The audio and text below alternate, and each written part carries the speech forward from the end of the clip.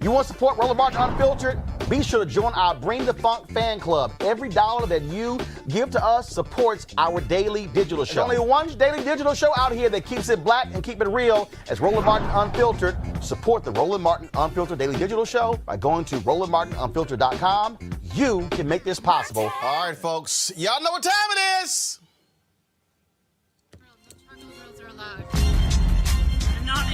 I'm white. I got you, girl. Illegally selling water without a permit On my property. Whoa! Hey! Give us your ID. You don't live here. I'm uncomfortable. So a lot of folks were mad that I did not spend yesterday any time talking about the Meghan Markle, Prince Harry interview with Oprah. Why? Because I don't give a damn about the royal family. I really don't. I didn't give a damn about their wedding. I didn't care about Kate and that other. Who's she married to? What's that dude name? Y'all know what's that? What's his? Y'all Pound? Y'all know the dude? The dude? Oh, William. That's right. I ain't give a damn about Pippa. I ain't care about none of them. Okay, I don't understand why Americans are fascinated with the royal family. I really don't. So it didn't matter to me. Okay, and I know I got sisters sitting talking about, oh, how the sister was treated and the mental, y'all, here's the whole deal. Okay, you can say all that sort of stuff, but don't try to question talking about, do I stand with black women? Because when I had the sister on 2 weeks ago who got fired by the medical school, a whole bunch of y'all didn't say nothing. Crickets. Crickets. Okay? Yesterday, we had the mama on and the kid who was forced to drink the urine in Plano, Texas. Whole bunch of folks didn't say nothing, okay? Friday, I'm talking to St. Louis Circuit DA Kim Gardner. I've been standing with that sister since she got elected. So if y'all want to try that nonsense, how, oh, you ain't standing with the black woman, take that BS somewhere else, okay? Let's just be real clear. But I was absolutely pleased when I saw this video today. They have had an overwhelming amount of negative press. You know, I watched the program yesterday, and yes, they had some great press around the wedding, but what press is going to trash someone's special day? There was bad press around the engagement, before the engagement, and everything that has followed since has been incredibly damaging, quite clearly, to Meghan's mental health and also to Harry. And I hear Piers say that, you know, William has gone through the same thing. But do you know what? Siblings experience tragedy in their life, and one will be absolutely fine and brush it off, and the other will not be able to deal with it so strongly. And that's clearly what has happened with Prince Harry in this situation. He walked behind his mother's coffin at a tender age in front of the globe. That is going to shape a young boy for the rest of his life. So I think that we need to all take a step back. And I understand that you don't like Meghan Markle. You've made it so clear a number of times on this programme. A number of times. And I understand that you've got a personal relationship with Meghan Markle, or had one, and she cut you off. She's entitled to cut you off if she wants to. Has she said anything about you since she cut you off? I don't think she has, but yet you continue to trash her. OK, I'm done with this. No. Sorry, no, sorry. So, do you know what? That's pathetic. You can trash me, maybe, not my own. No. See you later. I'm being... Sorry, can't do this. This is absolutely diabolical behaviour. I'm sorry, but Piers spouts off on a regular basis, and we all have to sit there and listen. 6:30 to 7 o'clock yesterday was incredibly hard to watch. Incredibly hard to watch. If y'all want to see a punk ass, that was Piers Morgan. That truly qualified panel for Crazy Ass White People segment. And I love seeing, I couldn't stand Piers' ass when we were at CNN. Okay? It was to have him replace Larry King really was, I mean, he was awful. Okay? He was awful. All right? All he did was kiss Trump's ass left and right. He was on Celebrity Apprentice. So that's why I had nothing but glee when I saw this drop on Twitter today. Go to my iPad.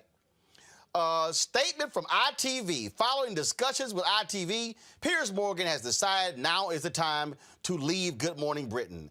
ITV has accepted this decision and has nothing further to add. Walk your punk ass on out the door, Piers.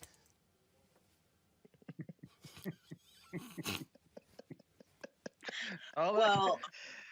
Ben, I was cool. I was like, walk your ass out. Again, just, that's it. I'm out. That's it. I'm not taking this. Oh, see, if you are willing to talk trash on TV, right, take that ass whooping like a man. But no, little punk Piers, he ain't want to do that. And he's taking a big risk, Roland, because it's not like he's particularly talented, right? He's the quintessential mediocre white man who just fails up. Say, dog, I'm talking about if you want to see, look, I think Piers Morgan is more of a mediocre white man than Tucker Carlson. And that's a whole lot of mediocre white men right there.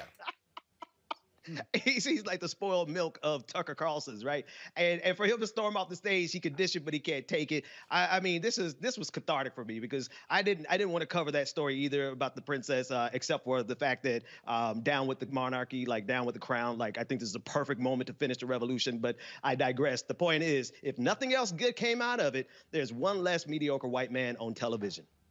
It's a win. To watch it happen, Kelly, I was cracking up, laughing. And that's it. I'm done.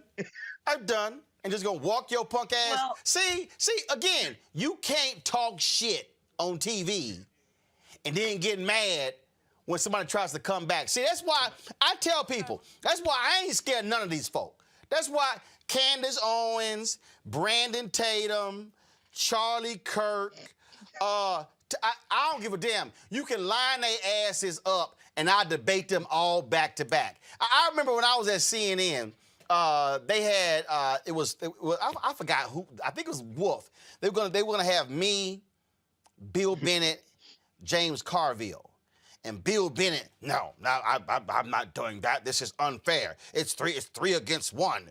I was like, 3 against 1? What are you talking about? It's 3 against 1. No, I'm not gonna do it. So they dropped me. I got dropped, so it was Bill and Carville. I was like, dude, Bill Bennett, you a punk ass. I said, man, let me tell you something. It can be 5 of y'all, and I'm good. 5 of y'all against 1 of me is unfair for y'all. But see, that's how they are. So little Piers, take your little monkey ass on. Now you ain't got the morning shot. And so I did tweet the folks at Good Morning Britain. I said, y'all, I'll be happy to fly across the pond and fill in on the morning show if y'all want. Because, you know, they 6 hours ahead of us. So I can still do my show and then do the morning show as well at the same time. I loved it. I loved it. I think it was really interesting to me. Like you, I laughed when I saw it, but I did a little digging, and my thing is he walked off because his coworker struck a nerve when he was talking about how Meghan was no longer talking to him. It's because they went on a date 6 years ago, and it just so happens that the car that Piers Morgan got for her to go home, she used it to go to a party that is the night, apparently, she met Prince Harry. So he is upset that he essentially ghosted her because after that night, he never heard from her again. So the fact that it's been 6 years of vitriol from Piers Morgan, just attacking this woman and her husband and anything associated with her, inviting her enemy, so to speak, onto his show just to attack her some more. And then for his own co-worker to call him out on all of that within 90 seconds, it was the epitome of poetic justice. Hey. Now, to your point about the royal family and you not wanting to cover it, that is entirely your prerogative. But I also understand why people were concerned, not just from an American perspective. I can't speak for every American, but the United Kingdom still has a great amount of control over the Commonwealth. They are the head of the Commonwealth. Okay, the Queen is still a head of state. Right, but and right, she's a head of most state. The Commonwealth is Black and people of color countries. The fact that they're like, it's no question that the monarchy has been racist. Like, that wasn't the issue. The issue is that it was revealed. No, but I don't even care. No, deal. My biggest problem is the fascination in this country with the royals. It's irrelevant. Like, literally, it's irrelevant. We're not discussing rule. We're not discussing policy. No, we're talking about, okay, Meghan and Harry and what they went through. I'm telling you, I didn't care when they got married. I still don't care. That's cute, that's great, that's wonderful. I was kind of like, okay, whatever. I just didn't. So it's kind of like, whatever. But if this led to Piers Morgan walking his punk ass off the set, oh, yay. Because I appreciate that viral moment, Mustafa. I appreciate it. Well, Piers Morgan's privilege was hurt. It was damaged a long time ago when Meghan was like, yeah, I'm going to go over here with the prince. So, of course, you know, he was hurt, and he allowed that to manifest all these years later. And when I saw it, all I could think about was that sister who went viral when she said, you about to lose your job. You about to lose your job. That's exactly what I was thinking. You about to lose your job. That I'm telling you, I had look. Piers Morgan is an absolute mediocre dude. And yeah, Piers, this is for you. Y'all go to my iPad. How the fuck I act? Naturally. Ask anybody who know me. What you in school for? The fuck are you talking about? Why are you detaining me? You about to lose your job. You about to lose your job. Get this dance. You about to lose your job because you are detaining me for nothing. And you're detaining me for nothing. And you about to lose your job. You ain't even got no job because you training. You about to lose your job. You about to lose your job. You about to lose your job. Is this shit worth you losing your job? Because you about to. Because you ain't got no reason. I could pass any sobriety test.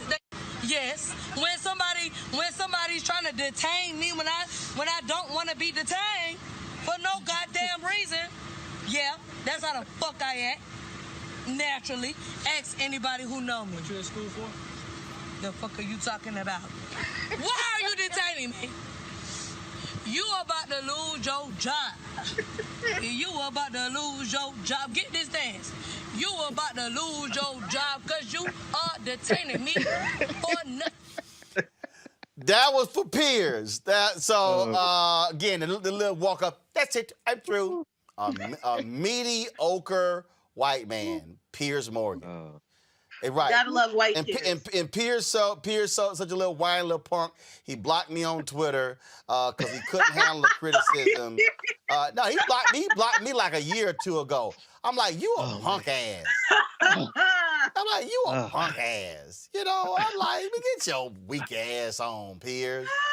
You know, like, I'm like, matter of fact, Piers, why don't you go date Bethany Frankel? Why don't you go? Matter of fact, I ain't even, you know, this wasn't even, like, I wasn't planning on doing this here, but I didn't even realize, because when you talked about mediocre, man, I could not help.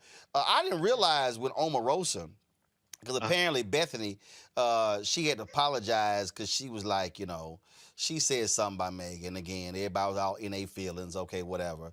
But I was like, ooh, when you talk about what Omarosa said to her? That was good. Did y'all see that video? Yes, sir. It's one of my favorites. You know what? Let me just go ahead. Let me just go ahead and find that video. I just want to just revel in because since we talking about, you know, mediocre people who on TV. This Making was, them big checks and ain't got nan talent. to be right. found. I mean, making big checks. Let me just go ahead. Y'all go to my iPad, Let's please. be nice. Y'all go to my iPad, please. Go to my iPad. Thank you very much. Let's roll it. It's different for you and I. I'm an African-American woman. You get to walk around and be mediocre and you still get rewarded with things. We have to be exceptional to get anything. It's different for you and I. I'm an African-American woman. You get to walk around and be mediocre and you still get rewarded with things. We have to be exceptional to get anything. It's different for you and I. I'm an African-American woman. You get to walk around and be mediocre and you still get rewarded with things. They're going to make the stank face. You know what? I got to see that again. Y'all, loop that thing again. It's different for you and I. I'm an African-American woman. You get to walk around and be mediocre and you still get rewarded with things. We have to be exceptional to get anything. It's different for you and I. I'm an African-American woman. You get to walk around and be mediocre and you still get rewarded with things. We have to be exceptional to get anything. Okay, I'm good. I'm good. Her face Where's the was lie? stuck. She couldn't say It was anything. great. She couldn't say nothing. Because she was right. She was like, Because she was right. oh, damn, you right. Because she was right. And her show ended not long after that interview. I think it was the She's like, ooh, you right. You right. Omarosa came in there and ended that woman's entire existence. She was like, My God. ooh, you right. You right. I am mediocre. Ooh, you right. You right. Okay, y'all. Yeah, no more Good Morning Britain. Sorry, Piers. I feel for you. No, I don't. Do you? No, I don't. Do you really? No, I don't. Martin Roland sitting up here lying to that man. He don't feel sorry for him. No, I don't. Joseph. No, I don't, because I think you are absolutely a weak-ass man. You're weak. You're absolutely He proved weak. that, though. You're absolutely weak. And the walk-off, because here's the deal. I ain't never walked off a set. Because, see, when you black, you can't just walk off a set. Right. That's called self-firing. Yeah. We can't do that. Well, but again, that's what happens when you're mediocre. So Good Morning Britain. Call a brother. I'll be happy to walk over my African attire and guest host for a week or two across the pond. All right, folks, back to our Roland Martin Unfiltered video in just one moment. It's time to be smart.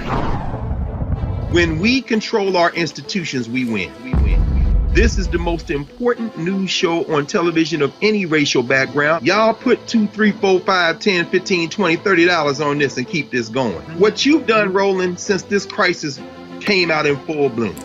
Anybody watching this, tell your friends, go back and look at the last 2 weeks, especially of Roland Martin Unfiltered.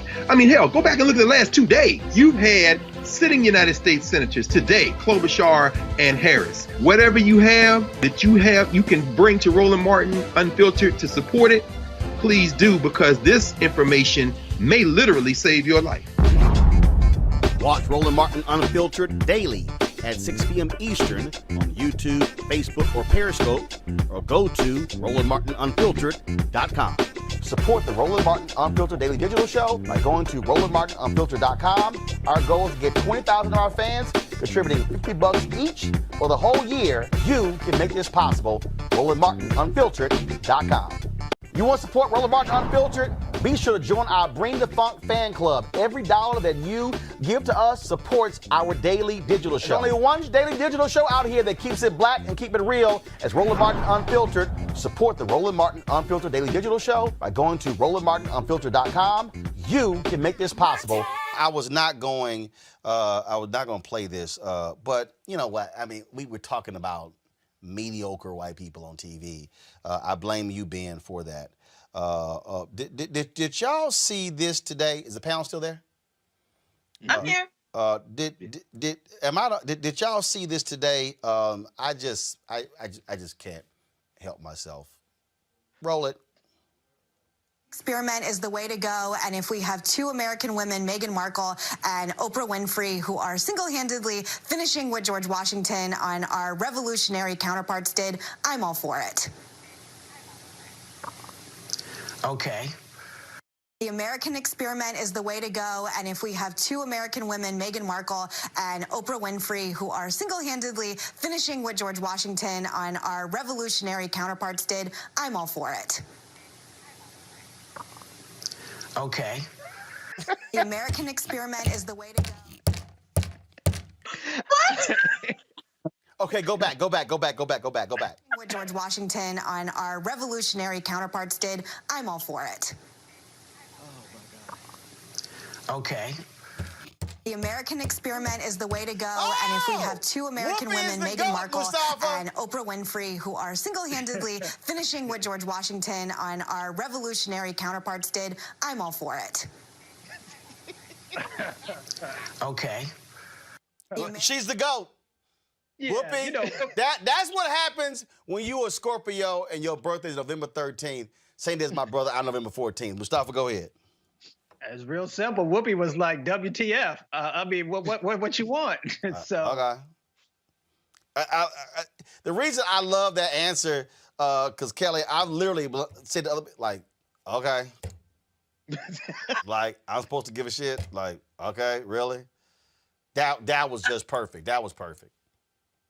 My face would be like this, how it is right now, if I were Whoopi. Like, I'm perplexed.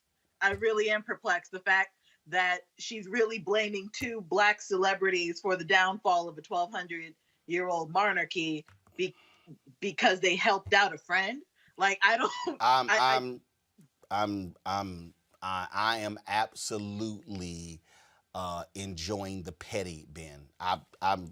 Call me petty all y'all want to, but Ben, I'm just trying to understand, Ben. You act like you don't know we do this, because like when I played the clip, you were like, "Oh my goodness, I cannot believe he is playing this clip." I'm just enjoying it. Dog, I mean, hold up, go back. Okay. The American Go ahead, experiment Ben. is the All way right, to go ahead. I'm sorry. Here's the pettiest part about it, right? I actually agree with what she's saying. Like, if two Black women can bring down the monarchy, oh my goodness, it's amazing. But how do you say something right and say it in such a repugnant way that Whoopi is like, okay, right? So she manages to say something good. I wish this could result with the end of the monarchy. It won't. But Meghan McCain is the quintessential mediocre person who only got the job because her daddy was a senator, and she constantly reminds us over and over and again. So she's making all those millions of dollars every single year to go up there and say the obvious things, or just to say something to get everybody's attention. So thank you, Whoopi, for being Whoopi. Just thank you for that moment. Thank you. You know what? One more time. And if we have two American women, Meghan Markle and Oprah Winfrey, who are single-handedly finishing what George Washington and our revolutionary counterparts did, I'm all for it. Okay. All right, that's it for us. Okay. All right, folks, back to that Roland Martin Unfiltered video in just one moment. It's time to be smart. When we control our institutions, we win.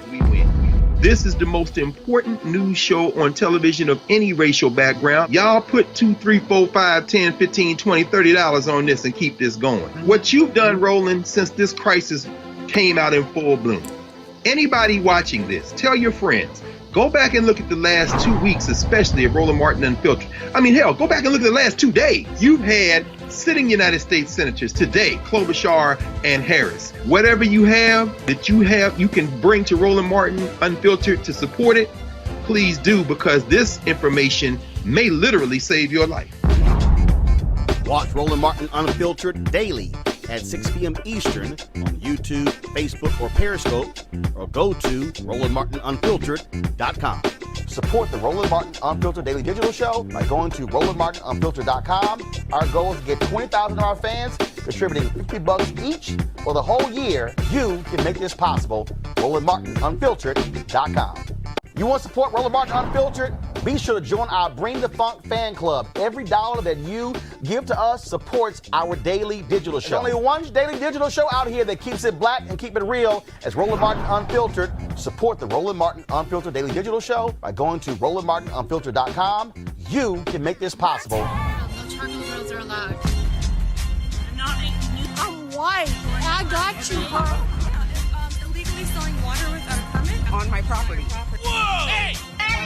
Give us your ID. You don't live here. I'm uncomfortable. What the hell? The mother of a 5-year-old black kindergartner, y'all, wants her son's teacher fired after she says her son was told to stick his bare hands inside of a toilet to clean up feces. This happened at Crystal Hill Elementary School in Little Rock, Arkansas, and the Pulaski County Special School District says they're investigating the situation. The only explanation the teacher gave to the principal was that she was trying to teach the student how not to stop up the toilet. While the teacher has been placed on administrative leave, the family says they plan to press charges. What the hell? Monique. It's child abuse. That's horrifying. Robert, the white teacher that's didn't not go. crazy. That's criminal. She gave another explanation was, I don't really know why I did it. And look, No, just sir. to Monique's point, that's beyond simply crazy. That it's a criminal act. That is a form of torture. That is something you would hear in the gulags of Russia. That's something you would hear in Guantanamo Bay. That's something you hear from some of the worst dictators on earth. The concept of forcing a child into a situation like that. I hope they have gotten the child therapy, and we have to reevaluate. You know, I'm a big defender of good teachers. Teachers like this, we have to make sure that we weed out of the population and give these people the sorts of psychological evaluations they need before they're put in charge of raising our children. You know, children spend more time with their teachers often than they do with the parents, quite frankly. So we need to ensure we're getting the best quality people around them and not folks with clear psychological issues along these lines. I don't know what the hell some of these folk think is Scott, but that's somebody I would not want in a classroom ever again. And this was a little kid, too. Not that that matters, any kid, but he couldn't be more than 5 years old. I saw the picture in the report that your team sent us, and it just makes no sense. So therapy, terminator, you know, Monique raised a really good point about child abuse. I bet you there's a state statute that you could fit this set of facts into, and you could go to the local prosecutor and see if she could be prosecuted on top of her losing her job and her teacher's license. That makes no sense. But again, they don't see us, right? So she sees that young black kid as an animal, not as a human being, not as a child of a mother and father.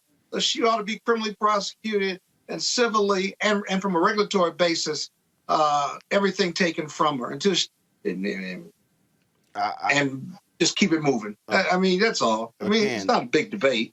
Well, no, the problem here is, you know, it's not guaranteed they'll remove her from the classroom. I'm just simply saying. There's no debate on what needs to happen. Oh, no, I understand. Well, first of all. There cannot be a debate on that. Well, guess what? We've seen a whole lot of ignorant stuff from school districts before. And so hopefully there's not going to be a lot of the whole debate. And then you don't have this, well, I don't know why I did it. I mean, I was trying to teach. There's misconduct, and then there's complete bullshit.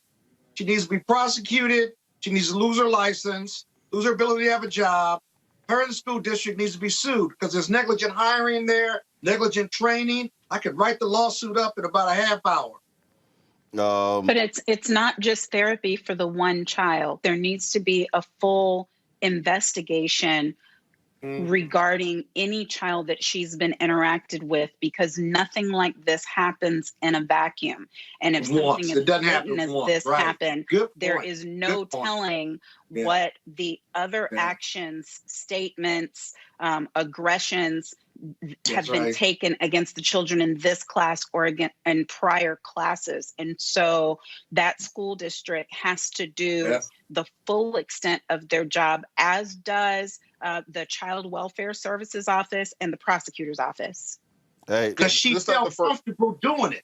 See, that's the other thing, Roland. She felt comfortable doing it. That's what you got to investigate, as Monique said. And if it's not feces, who knows what else is out there? Right. They're out there practicing hanging this young kid for fun. Yeah, this isn't the first time she's done something. This is the first time she's gotten caught. And frankly, I think it would be worthwhile to spend the time and the money to interview every child she's ever taught or within a reasonable range to find out exactly what has happened and how deep this goes. As I said, someone doesn't do that something like that demented for a first time. That is, you have to check and see if she was chopping up animals in her backyard, cutting herself, checking her journal to see what kind of person this was. Yeah, that's some sick shit, man. That's some sick shit. Indeed, indeed. All right, folks, back to our Roland Martin Unfiltered video in just one moment. It's time to be smart. When we control our institutions, we win.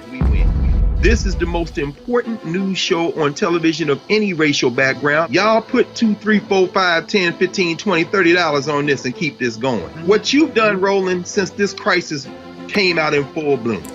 Anybody watching this, tell your friends. Go back and look at the last 2 weeks, especially of Roland Martin Unfiltered. I mean, hell, go back and look at the last 2 days. You've had sitting United States senators today, Klobuchar and Harris. Whatever you have, you can bring to Roland Martin Unfiltered to support it, please do, because this information may literally save your life. Watch Roland Martin Unfiltered daily at 6 p.m. Eastern on YouTube, Facebook, or Periscope, or go to RolandMartinUnfiltered.com. Support the Roland Martin Unfiltered Daily Digital Show by going to RolandMartinUnfiltered.com. Our goal is to get 20,000 of our fans contributing $50 each for the whole year. You can make this possible. RolandMartinUnfiltered.com. You want to support Roland Martin Unfiltered? Be sure to join our Bring the Funk fan club. Every dollar that you give to us supports our daily digital show. There's only one daily digital show out here that keeps it black and keep it real. As Roland Martin Unfiltered. Support the Roland Martin Unfiltered Daily Digital Show by going to RolandMartinUnfiltered.com. You can make this possible. Folks, check this story out. You know what? Just go ahead and roll it. No charcoal grills are allowed. I'm white. I got you, huh? Illegally selling water without a permit on my property. Whoa! Hey! You don't live here. I'm uncomfortable. So last night, someone sent me this video that circulated on social media, and I said, what the hell? They were a bit jumbled. Yeah. It's the best way I can put it. It's like, okay, let me reason through that, what you just said, kind of thing. Yeah, right. Unfortunately. And you know what? I hate to say this. I end up having this, angst every semester that a lot of my lower ones are blacks. Happens almost every semester. And it's like, oh, come on. Get some really good ones, but there are also usually some that are just plain at the bottom. It drives me crazy. Yeah. So I feel bad. Well, this morning, Georgetown announced that particular adjunct professor was being investigated. A few hours later, they announced that Professor Sandra Sellers had been fired after she was recorded disparaging black students on a Zoom call with another professor. Video of their conversation, again, was leaked on social media by a student. And, of course, the law school initially said there would be an investigation, but, yeah, it was not long. Sellers said she told the Georgetown dean that she was going to resign. He was like, nah, you're gone. Georgetown Law School Dean Bill Traynor released an updated statement this afternoon. It said, quote, as I wrote to you last night, I'm appalled that 2 members of our faculty engaged in a conversation that included reprehensible statements concerning the evaluation of black students. I have further reviewed the incident and have now spoken to Professor Sellers and Professor Batson, giving each the opportunity to provide any additional context. I informed Professor Sellers that I was terminating her relationship with Georgetown Law effective immediately. Now, keep the statement up there. This is what is crazy about this whole deal. He says, during our conversation, she told me that she had intended to resign. As a result of my decision, Professor Sellers is no longer affiliated with Georgetown Law. Professor Batson has been placed on administrative leave pending the investigation by the Office of Diversity, Equity, and Affirmative Action, the results of which will inform our next steps. Until the completion of the investigation, Professor Batson will have no further involvement with the course in which the incident arose. We're taking significant steps to ensure that all students in this class are fairly graded without the input of Professor Sellers or Professor Batson. This is by no means the end of our work to address the many structural issues of racism affected in this painful incident, including explicit and implicit bias, bystander responsibility, and the need for more comprehensive anti-bias training. This is a matter of great concern to me. I will be writing to you soon with a range of actions and changes that we will implement to address these issues. I will also send information about a listening session to the Georgetown law student community that we plan to hold tomorrow. Greg Carr, the thing about this is, again, this is a comment taking place between two white professors. We know about it because it was on a Zoom call and it got leaked. The reality is this here. These conversations happen every single day in law schools, engineering schools, in professional schools, in law firms, in corporate America. In fact, I want to pull this up. I saw this, and it's really tied to this same story that's just very interesting in terms of just how folks roll. So a test was done, and in this test, what they did was they sent out this particular statement, if you will, and it came from. It was two different statements that went out. It was a law statement, and what was interesting about it is that they had sent out like 43 different law partners responded to it. Well, they said that it came from one of the statement came from a white student. He had the exact same name, but they said one was a Caucasian, the other one was black. Guess which one had the most negative comments and the most spelling errors? It was literally the exact same letter. And folks say, like Mike Pence and others, oh, implicit bias, systemic racism, these things just don't exist. Roland, this is a very difficult and delicate topic. I think Professor Sellers was made a scapegoat. I think they made the wrong decision by terminating her and Professor Batson, removing him. Because when you see, the thing people have to understand about law school and the practice of law and the study of law is that at the center of that intellectual work is language. I remember after my first year in law school, when I went to Ohio State after coming from an HBCU, and, you know, I remember being told by 2 and 3Ls, second year and third year law students, that the professors knew as they were grading, and grading in law schools typically anonymous, but they said they knew who the black students were. I had a contracts professor who was a racist, and it was said nobody ever got above a C in his class. He's now dead. And I remember taking that as a personal affront, but I take it as an affront as a person who has lived his entire life deeply invested in language, in reading and thinking about these things. And so when I say this is delicate and I say they make the wrong decision, and I'll wind this up, but it's very important because this is the beginning of a conversation I think we have to have. Understand when a law professor is grading or listening, there are two things that kind of work. I'm just going to be very, very brief about this. As somebody who has taught for many years, every semester I teach a class at Howard Law School, Race, Law, and Change, which I'm very grateful for because the black students and the other students, it's not just black students at Howard Law, but the students who come to Howard Law, like many of the ones who go to North Carolina Central and Texas Southern, Miles College in Alabama, the HBCU law schools, they come because they want to be relieved of that type of whiteness, white expectation. But there are two things that are happening while somebody's grading, particularly if it's anonymous grading based on sentence construction. Sometimes professors are triggered by the themes that students might emphasize. I remember moot court competitions at Ohio State where they would say the black students seem to always argue on the side of social justice, and they would downgrade. The rubric is supposed to, the rubric is all culturally determined, but they would say the choices you all make in terms of what you emphasize when you're studying a case, when you're trying to go through a statute and make an argument, they always seem to trend towards social justice. So that implicit bias is coming through in the grading. The other thing is how students construct sentences, how students put together arguments, word choice. They think they know who it is based on how that happens. So we had a 2-day thing where the Black Law Student Association, that's when I was president of BALSA, we basically held the whole faculty at Ohio State hostage over a weekend at Ohio State to flesh out this challenge of whiteness as it manifests in assessing black intellectual work. When I say this is delicate, this isn't about somebody saying, I don't like black people.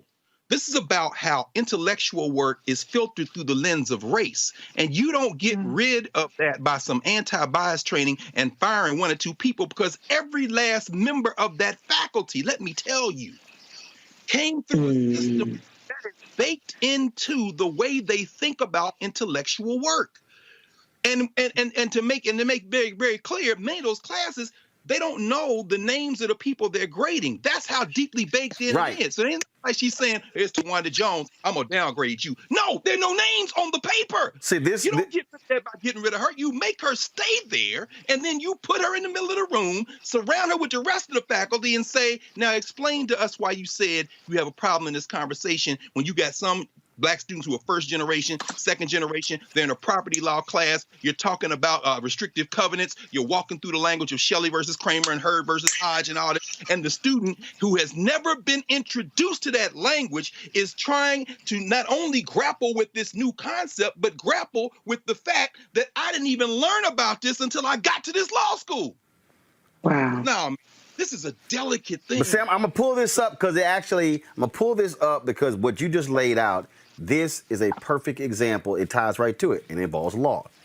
This email went out. It says 53 partners from different law firms were asked to evaluate a young lawyer's legal memo. It was the exact same memo, except half identified the writer as black, half as white. The black writer's work was consistently seen as less competent. So watch this. The exact same memo averaged a 3.2 on a 5.0 rating under the hypothetical African-American Thomas Meyer and a 4.1 under the hypothetical Caucasian Thomas Meyer.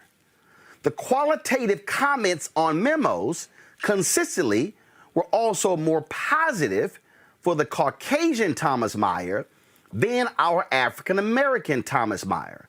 Caucasian Thomas Meyer, Reese, generally good writer but needs work on, has potential, good analytical skills.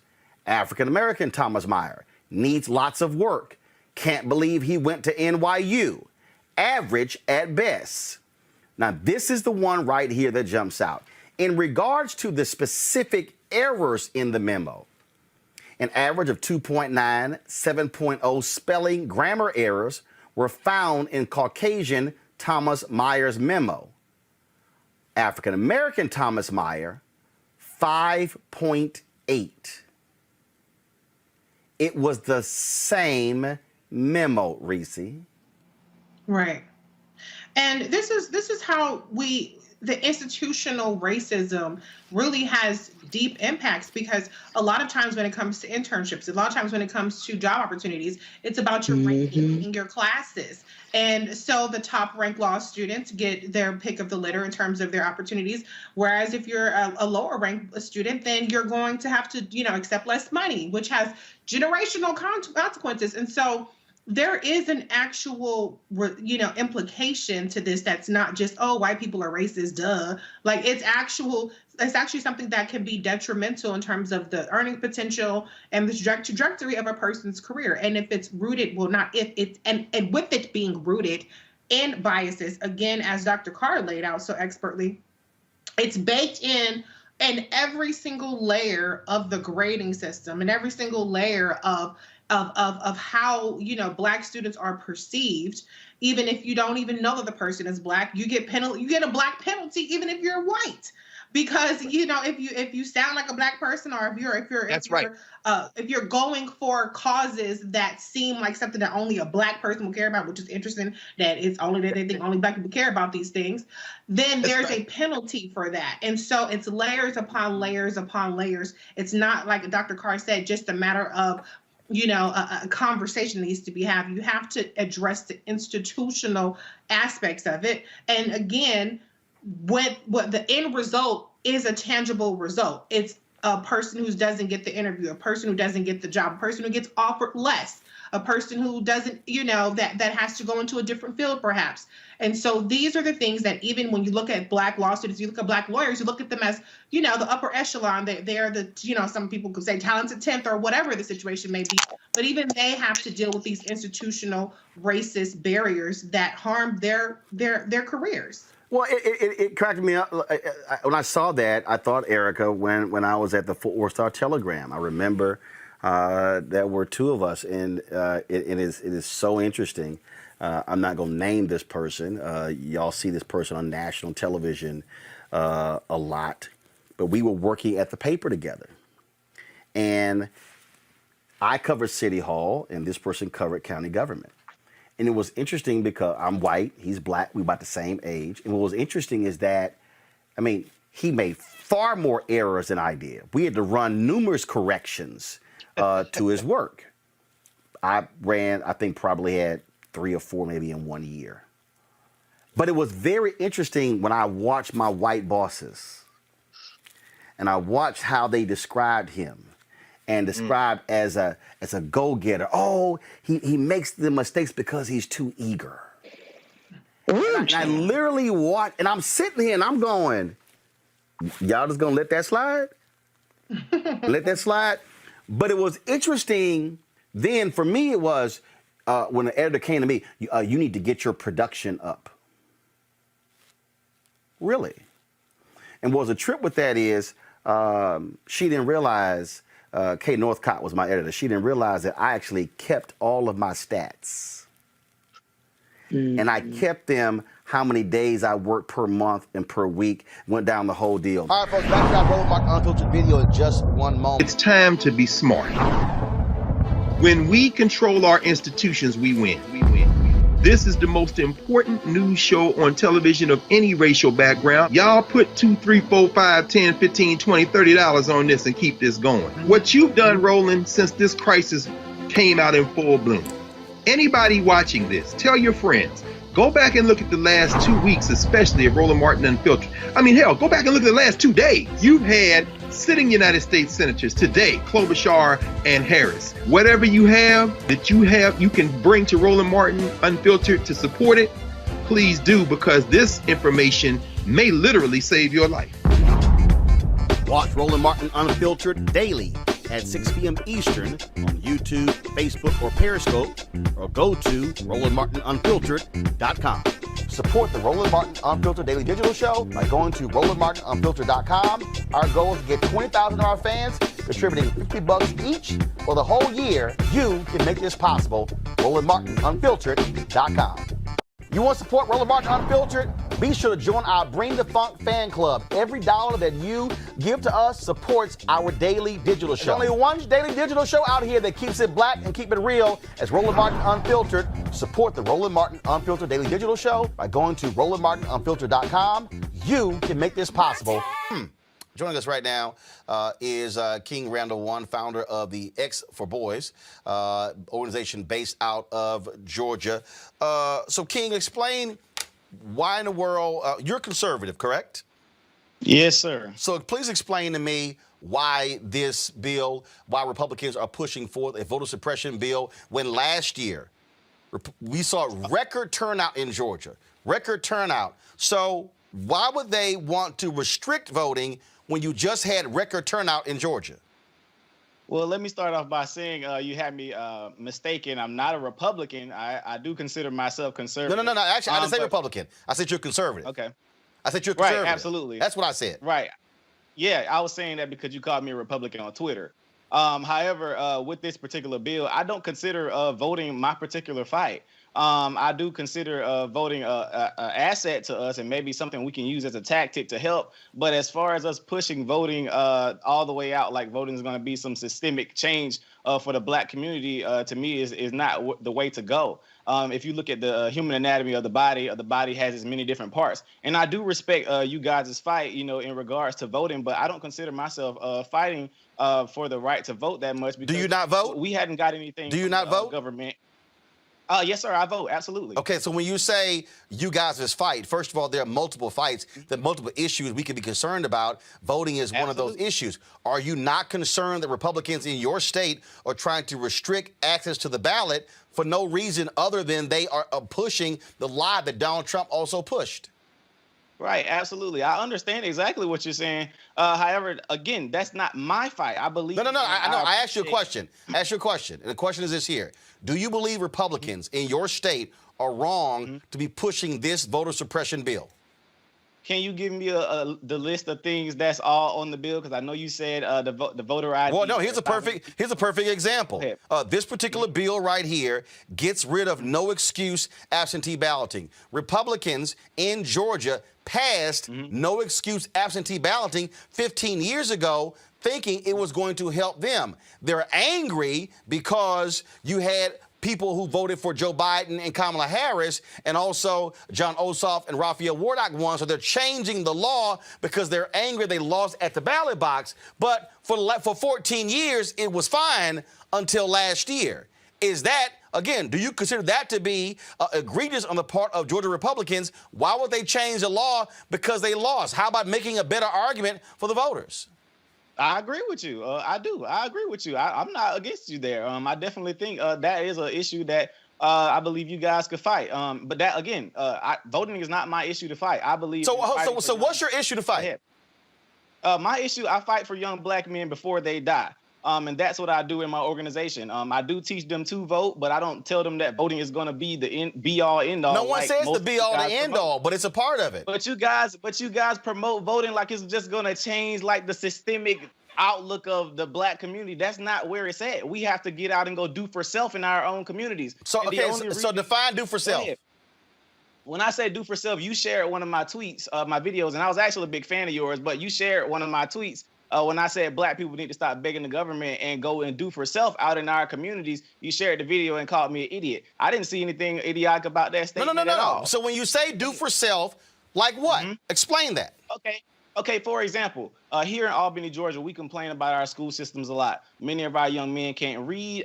They have very horrible literacy rates. We don't have any rehab programs here for juvenile offenders. What I decided to do, I started a program 2 years ago, decided to do for self, and I started taking children into my home. I started taking custody of kids from juvenile court, and I started molding them and training them and teaching them skilled trades, etc. Now I'm 21 years old. I just purchased a school here in Albany, Georgia, to combat us being in the government-funded schools that are not teaching our children what they need to learn.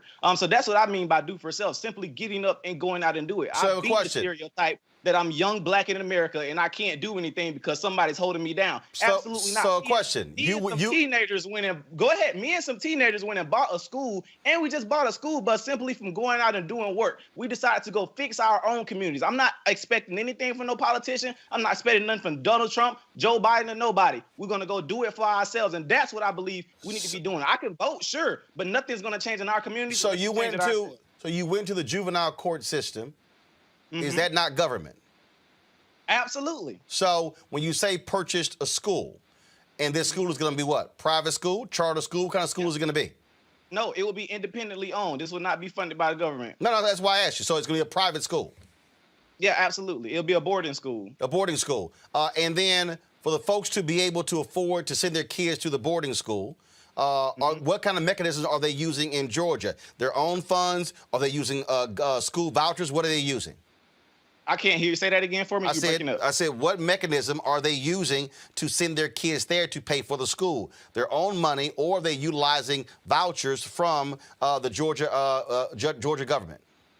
Absolutely. So for our school, we're financed completely by donors. We have many donors that have given yearly endowments to our school that will be able to pay for these students to come to our school for free. Many people believe in our mission, and we're making sure that young black men, where we live, where we don't have any rehab programs for juvenile offenders to even get out of jail and stay out of jail, we have people that believe in our mission that are trying to send children to the Extra Boys for free. We have many people that are trying to send kids to this boarding school to be able to take care of themselves. That's what I mean by doing for self. We got to simply get up and do it. So you don't believe that government policymakers play any role whatsoever in being able to impact the lives of black boys and others in Georgia? If we take them out of that government system, we don't have to worry about that. I keep saying. How is that? So hold on. So here's the question. Hold up. Here's the question. Mm-hmm. How do you remove someone out of a government system when we all live in government systems? Okay, being literal. Absolutely, we all live in a government system. Absolutely. However, you can do things to remove most government from your life. How? As far as trying to get yourself out of food stamps, How? trying to get yourself off of welfare. You got to go work. You got to get jobs. You got to get out here and go and do it. So hold up. So I'm just curious. So if somebody doesn't have a job, are they not applying to government for unemployment benefits or insurance? Absolutely. So how can that person remove themselves out of government when that's what government provides? Absolutely. Well, my thing is trying to make sure you're not allowing the government to finance your whole entire life. As long as you're giving somebody the right to feed you, you're giving them the right to starve you as well. People are living their whole lives off the government systems. It was the day the government decide, well, we're going to cut food stamps, we're going to cut this and cut that. What we going to do?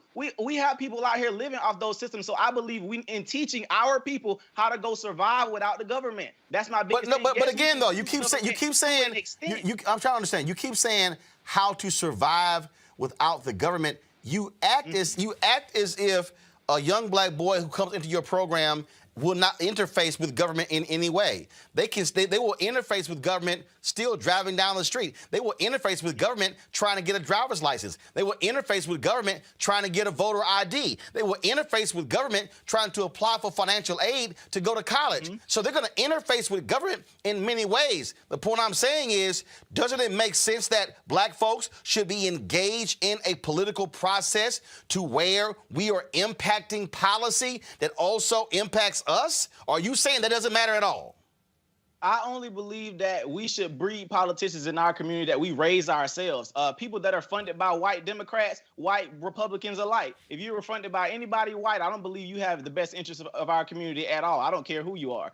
Whether you be Raphael Warnock, John Ossoff, Kelly Loeffler, or what's his name? The other guy that was running. I don't care who you are. You don't have the best interests of the black community at heart because we are not funding their campaigns fully. I believe that we have to raise our own politicians, which is what we're trying to do in our program. We are going to put them in government. Some of them want to go run for positions, but we know we bred them in our communities. But hold on. See, not nothing white Democrats that came and gave us and spent millions of dollars on all these ads and got folks all riled up about these guys for you to come keep black people remain a Democrat Party and the Republican Party side chick. They only come to the black community when they want our vote to get off and then disappear. We don't never see them again. But here's the thing that's again interesting. You just offered a contradiction. You first say you want to remove people from government, but then you say you're raising them to run. So which one is it? When I say remove from government, I'm saying keep as much government out of your life as possible. But how are you raising people to run for office? Say it again. How are you then raising people to run for office if you don't want folks involved in government? So here's the deal. Okay, how about this? Okay. So the young men that you're raising up to be in government, how in the world are they going to be able to be effective when you have Republicans who are passing voter suppression laws, and then you're saying, well, that's really our issue? Aren't they making it harder for the very folks you trying to raise up to get elected? I didn't say our issue. I said that's not my issue that I'm fighting. But like you just said you're raising up politicians. Again, that's for when the children, what they want to do. I'm not raising them directly just saying, oh, you got to go be a politician. No, for the kids that want to go in that area, I have mentors for them to go into that area. But shouldn't we be fighting voter suppression laws that make it harder for them to get elected? Mr. Roland, if you can't go get, what's the problem with black folk going to get voter ID? No, the issue is not a voter ID. Okay. No, wait. Hold up. Stop. Hold up. You just said, what's the issue? If you live in rural Georgia, and you've seen the closures of driver's license offices, and you don't have transportation, then the question is, how are you then accessing it? In Texas, for instance, when Texas passed its voter ID law, they showed that 600 to 800,000 African Americans and Latinos were going to be negatively impacted by the voter ID law in Texas because of where they could go. In Texas, they said that you could not use your state-issued student ID at a state institution, but if you had a hunting license, you could. In Pennsylvania, when they passed their voter ID law, they required you to actually travel to an office to fill out a form to say you could not afford a license, an ID. You then would have to go back home, and then once they certified that, come back. There was some 20% of elderly who couldn't do it. There are black people in Georgia who do not have birth certificates who cannot get a voter ID. So that's just one issue with the voter ID. But in Georgia, Republicans, hold up, that's just one issue. In Georgia, right now, Republicans want to make it a crime to hand out water and food if folks are waiting in line to vote. Does that make sense? Okay, if they gonna do that, then how about before people go and vote, y'all go set up like you usually do and go hand it to them before they go get in line? It's a way around that. You do realize there were massive lines in Georgia and other states, but again, you still dance around my question. Why legislate handing out of water and food? Why?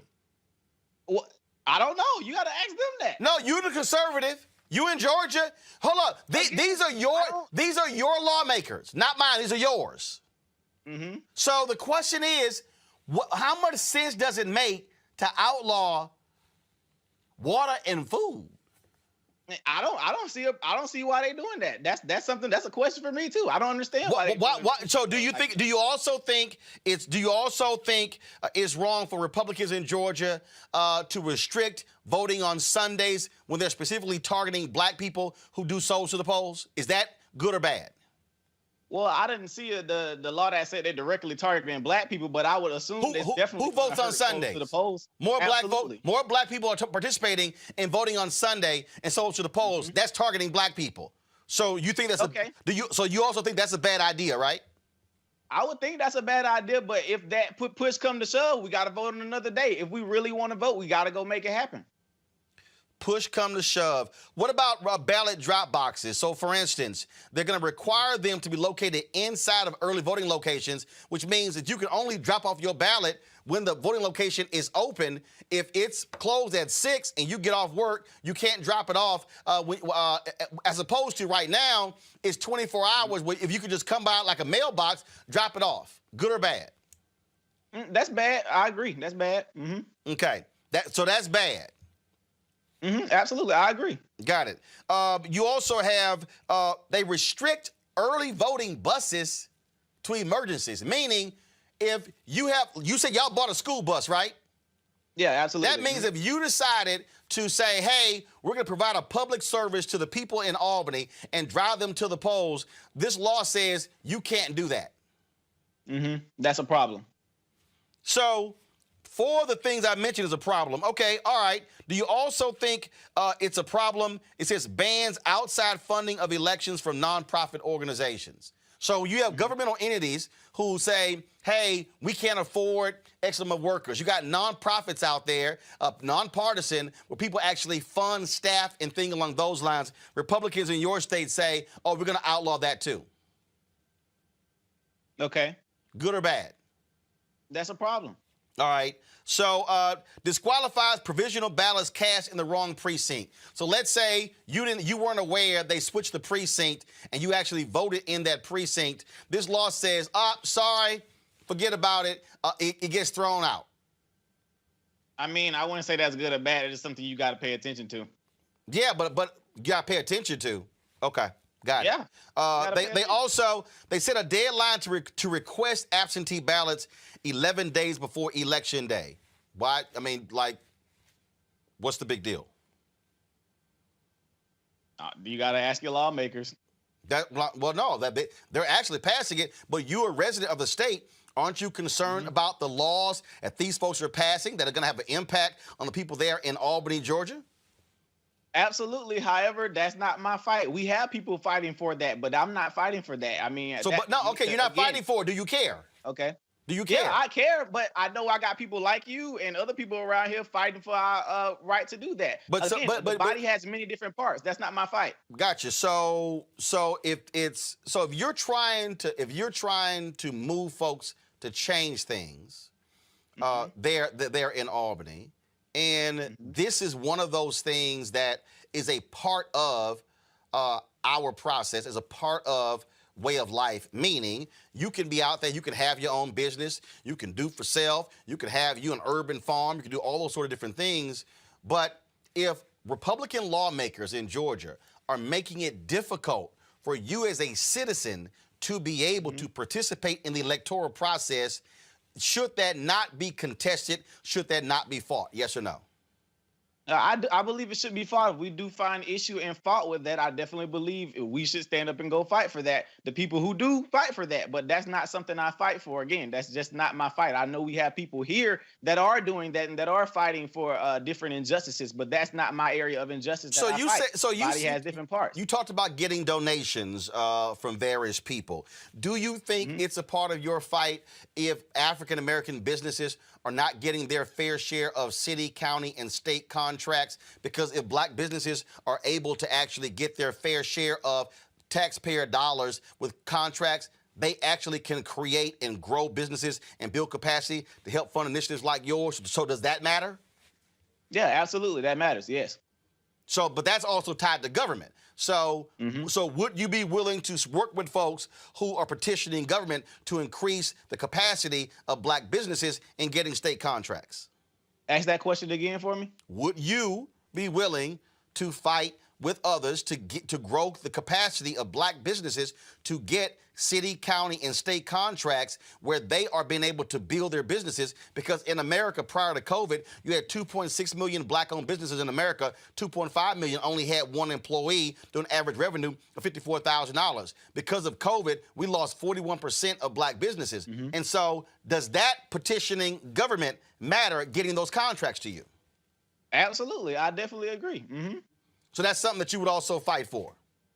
Yeah, absolutely. I'm even encouraging some of my children to start businesses, so that's something they would have to look into. Absolutely. But wouldn't you also want to have legislators who are in office who are more likely to support that initiative versus those who are against it?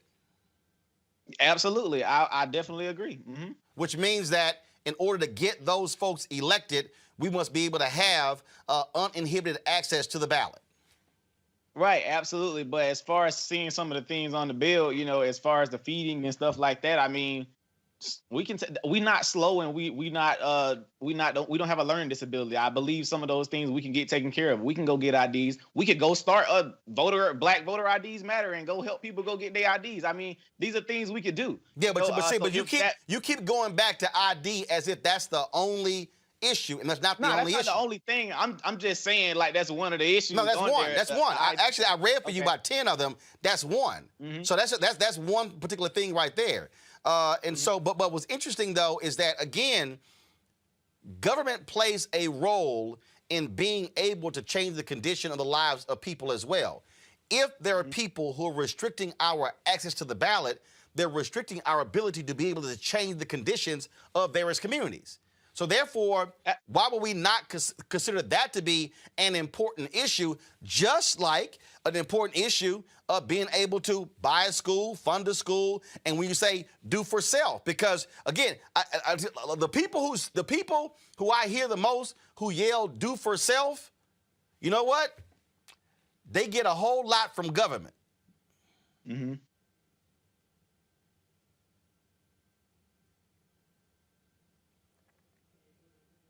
So when you say do for self, we can't divorce ourselves from the reality of the role that government plays. Well, this is the same America. Your school, you bought.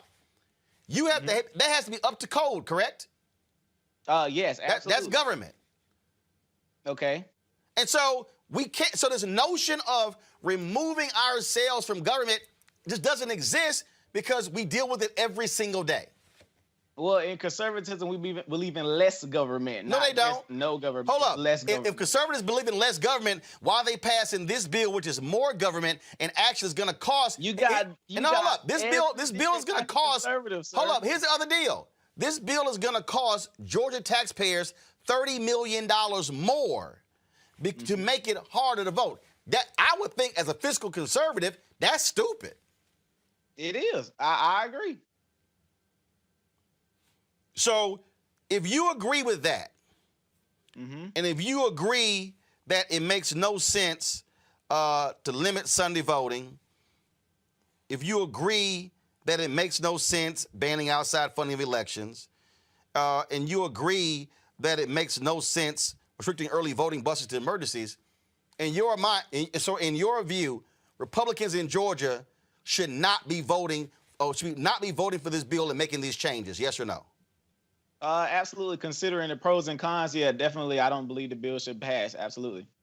Gotcha. And what do you make of black Republicans who say nothing about any of this, who frankly are silent in Georgia as this is happening? I'm very critical of black Republicans and black conservatives when they're not addressing the issues that directly affect us. Absolutely, I don't hold my tongue on that at all. If it's an issue that's directly affecting the black community, that's hurting us, absolutely they get chastised. From Candace Owens all the way down to whoever, everybody gets chastised. From me. I believe all of us need some criticism, whatever side you're on. So I definitely don't hold my tongue regardless of whatever party they consider themselves in, because I'm independent. And so when you talk about building what you're doing there, what's the next step for that? Oh, absolutely. All right. So right now we just purchased our school. And again, we're working with boys 11 to 17, and we're working with grades 6 through 12. We have to renovate our school right now.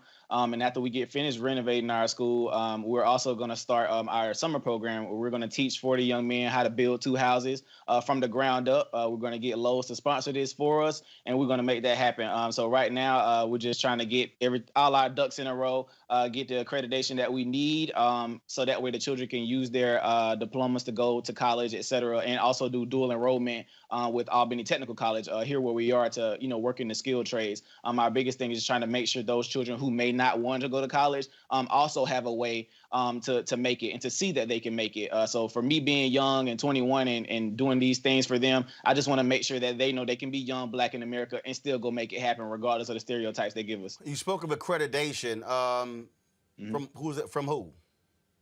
We have I think it's the Georgia Accreditation Commission. That's government. Yeah, absolutely. Okay. See, the point I'm making here is that even with the effort that you're doing, you cannot divorce yourself from government, which means that which means that for you to be even more effective, what's important is to have individuals who are in power in government who are not standing in the way of what it is that you're trying to do. In fact, they are encouraging that. The problem is when we have individuals who are blocking the very thing that you're talking about and not providing access to folks, whether it's voting, whether it's contracts, whether it's participating in this so-called American dream. That's the fundamental problem I'm talking about. So when I say we have to fight on all those fronts, we can't say I'm going to just do for self. as if I don't have to deal with this whole system. We got to make sure that there are people who are in power who are sympathetic to folk like you, but who are not trying to make what you're trying to do harder.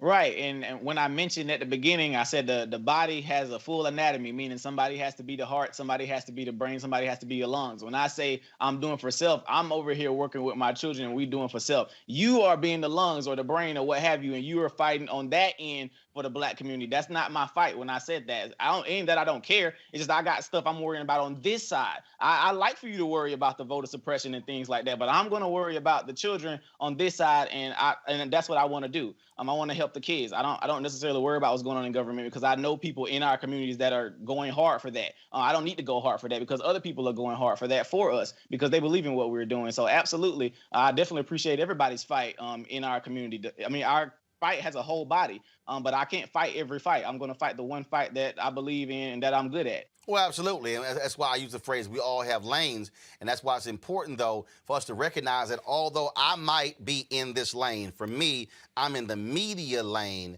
I understand, though, that there's a difference between me leading a fight in another lane and providing support to somebody else in another lane. Mm-hmm. What I'm not going to do is diminish the reality of that or say that's not important. So what I will do is I can sit here and use what I am doing to say, hey, I can amplify what somebody else is doing. But what I'm not going to do is say that's irrelevant to what's going on, because the reality is, like even in my case in media, I own this. It's an independent media, but guess what? The federal government spends $1 billion a year on media advertising. If we're getting shut out of those dollars, then we aren't able to grow, but other media institutions are. So I can never be of the position to say, hey, I want to remove myself from government, because the reality is this: when you're born, that birth certificate is a government document.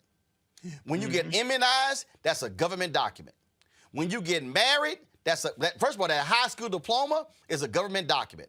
When you get married, that's a government document. When you get divorced, that's a government document. And when you die, your death certificate is a government document. And so my point is this here: I want to make sure that we are involved in the voting process to ensure that we are electing people who have our best interest at heart and who are passing good policy to allow us to be able to do the things that you're talking about. But what I will never do is say, hey, I ain't sweating that, because that could actually make your job a hell of a lot harder. How can folks get in touch with your organization? Absolutely. Well, my name is King Randall. You can follow me on all social media at New Emerging King on Twitter, Instagram, or Snapchat. And Mr. Roland, I definitely would love for us to stop with the Twitter back and forth battles. I'd actually like for you to come speak with my kids, or at least talk to them via Zoom. Because like I said, I was a fan before, but I don't really care for the going back and forth on social media. So I would love for you to speak with the kids. And also Miss Erica Savage, one of your former hosts, she's a big fan of mine. And so I definitely love for you to come talk to my kids. Absolutely. Oh, that's not a problem. And again, when I was in Albany, I was there 3 times helping Ossoff and Warnock, trying to rally black folks there. So I had no problem being in Albany, got no problem speaking with the kids. And if I do, I'm definitely going to teach them about the power of voting and how to use it. So just let me know when you want to do that. Yes, sir. Absolutely. You just let me know. We'll do a back and forth offline. All right. No problem. I appreciate it. Thanks a lot. Absolutely. Peace out. All right, folks. Back to our Roland Martin Unfiltered video in just one moment. It's time to be smart. When we control our institutions, we win. This is the most important news show on television of any racial background. Y'all put $2, $3, $4, $5, $10, $15, $20, $30 on this and keep this going. What you've done, Roland, since this crisis came out in full bloom. Anybody watching this, tell your friends. Go back and look at the last 2 weeks, especially of Roland Martin Unfiltered. I mean, hell, go back and look at the last 2 days. You've had sitting United States senators today, Klobuchar and Harris. Whatever you have that you can bring to Roland Martin Unfiltered to support it, please do, because this information may literally save your life. Watch Roland Martin Unfiltered daily at 6 p.m. Eastern on YouTube, Facebook, or Periscope, or go to RolandMartinUnfiltered.com. Support the Roland Martin Unfiltered Daily Digital Show by going to RolandMartinUnfiltered.com. Our goal is to get 20,000 of our fans contributing $50 each for the whole year. You can make this possible. RolandMartinUnfiltered.com. You want to support Roland Martin Unfiltered? Be sure to join our Bring the Funk fan club. Every dollar that you give to us supports our daily digital show. There's only one daily digital show out here that keeps it black and keep it real. As Roland Martin Unfiltered. Support the Roland Martin Unfiltered daily digital show by going to RolandMartinUnfiltered.com. You can make this possible. No charcoal grills are allowed. I'm white. I got you, huh? Illegally selling water without a permit on my property. Whoa! Hey! Give us your ID. You don't live here. I'm uncomfortable. All right, y'all. A high school basketball announcer in Oklahoma. Okay, this is the live stream. All right? Happened in the playoffs there in Oklahoma. Two teams. One of them decides to take a knee. This announcer was not too particularly happy. This is what was caught on a hot mic. Back here live after the national anthem, ladies and gentlemen. It's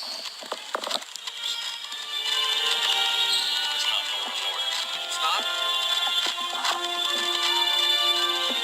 They're green and white.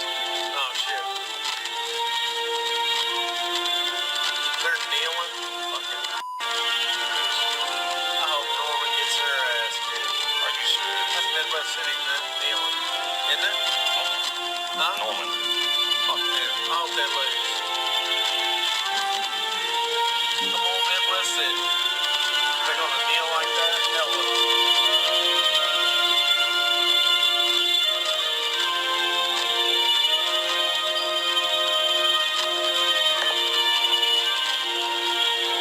They even salute the flag? Some of them are. Fucking niggers.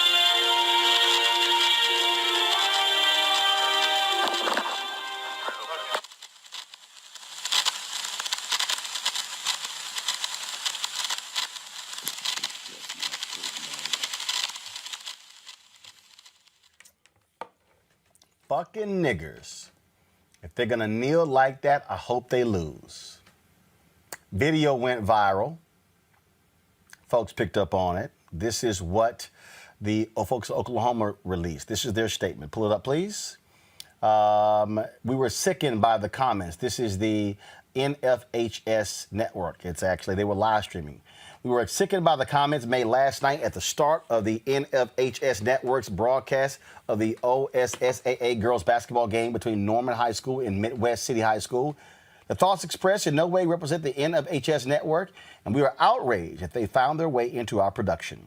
The NFHS network firmly condemns racism, hate, and discrimination, and there is no room for this in high school sports or anywhere. We sincerely apologize to the students, their families, and the entire community for having such ignorant comments expressed during the broadcast. We are aggressively investigating the incident and will ensure that any individuals responsible will have no relationship with the NFHS network moving forward. Well, that announcer released his own statement. Oh my God, this is a doozy. Y'all, pull it up. Y'all, look at this here. I, Matt Rowan, on Thursday, March 11, 2021, most regrettably made some statements that cannot be taken back. During the Norman High School girls basketball game against Midwest City, I made inappropriate and racist comments, believing that the microphone was off. However, let me state immediately that is no excuse. Such comments should have never been uttered. Oh, my Lord, y'all, it gets better. I am a family man. I am married, have 2 children, and at one time was a youth pastor. I continue to be a member of a Baptist church. I have not only embarrassed and disappointed myself, I have embarrassed and disappointed my family and my friends. Oh, y'all, it gets better.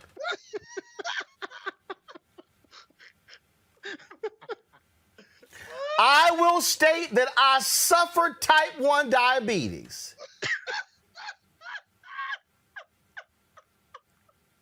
And during the game, my sugar was spiking. while not excusing my remarks, it is not unusual when my sugar spikes that I become disoriented and often say things, y'all.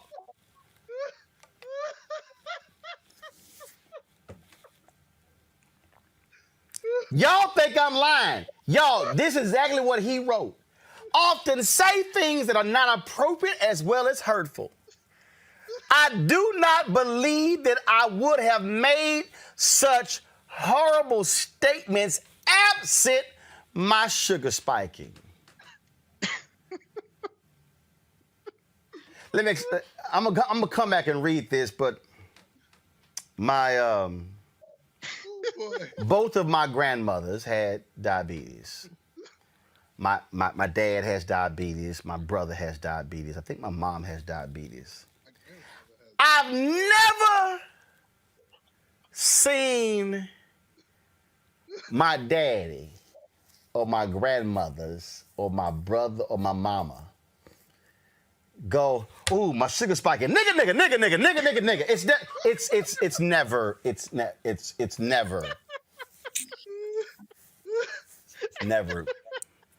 never happened. Don't make me cry. It's never happened. Go back to the statement. I need to read the rest of it.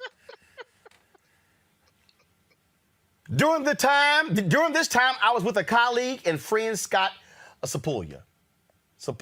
Sapulpa, whatever. Scott Sapulpa was not the one that made these comments. It was me and me alone. It is not my desire to shirk my responsibility in this matter, and I certainly do not want Scott Sapulpa to share in the blame of this most unfortunate incident. While the comments I made would certainly seem to indicate that I am racist, y'all, he literally wrote, while the comments I made would certainly seem to indicate that I am racist, I am not. I have never considered myself to be racist, and in short, cannot explain why I made these comments.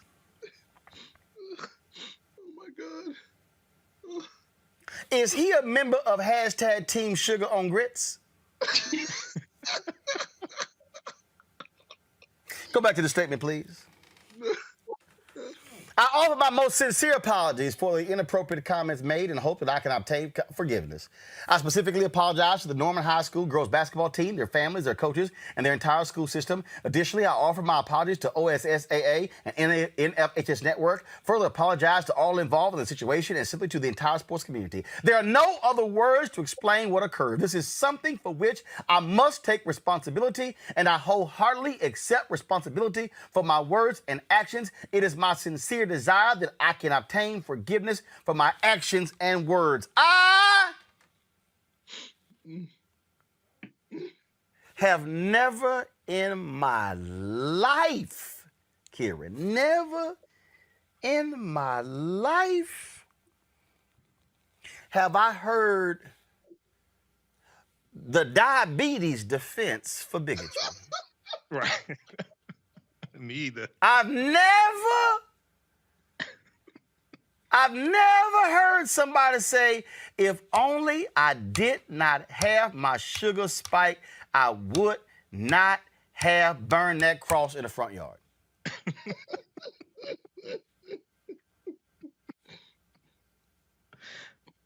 Ken, what say you? So my grandfather has diabetes, and I never heard him say nothing like this when his sugar spiked. So I'm at a loss for words. I don't understand how you could blame diabetes. And he probably is Team Sugar on Grits. You should call Pastor Keen and have him sing to this man. Maybe that'll lift his spirit. You know what? I want y'all to play this again. And Brittany, just let me know if you have the sense that this was sugar spiking. Ken, what say you? So my grandfather has diabetes. Y'all don't know. Play the video, like y'all. this when his sugar spiked. So play the video. I'm at a loss for words. I don't know. We will be right back here live after the national anthem, ladies and gentlemen. Pastor King, have him sing. You know what? I want y'all to play this again. Why am I hearing playback? You have a sense that this is sugar spiking.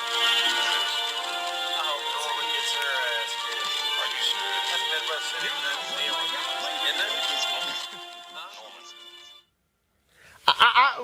Brittany, I'm just, I hope Norman kicks their ass. I don't know what they doing. Fucking nigga, he sounded lucid. He sounded. I mean, I'm not quite understanding what was going on. Like, what was the deal? Exactly what he was saying. He had follow-up commentary when he said, "I hope that the other team kicks their behind." He knew exactly what he was doing, and he is just reaching for every possible excuse to save his character. I mean, even the fact, I am not, nor have I ever considered myself a racist. I just regularly, use racial epithets when I don't think anyone else publicly can hear me, and there's not going to be any repercussions. This man has lost his absolute mind. And quite frankly, the response by the NFHS is concerning too. We don't know how they found their way into our network. Are you doing anything to prevent these type of individuals to hold the positions that they do over the whole situation? Michael? Roland, I don't think he suffers from diabetes. I think he suffers from liabetes. That's what he suffers from, liabetes, because he's lying. Well, first of all, Roland, I think this is FCC regulated. The broadcast, their broadcast of the games. I think it's probably FCC regulated. No. It was a live stream. The FCC. It was a live stream. The FCC only regulates over-the-air broadcasts where you have to have a license. Over the air. Okay. FCC, okay. like for instance, FCC doesn't license cable network. Right. They don't license this show. None of these go under FCC. Go under the FCC okay. at all. Well, I was just wondering because my radio show is on the FCC regulated station. That's a terrestrial radio station that requires an FCC license to broadcast. Right, I understand. Now follow me where I'm going though.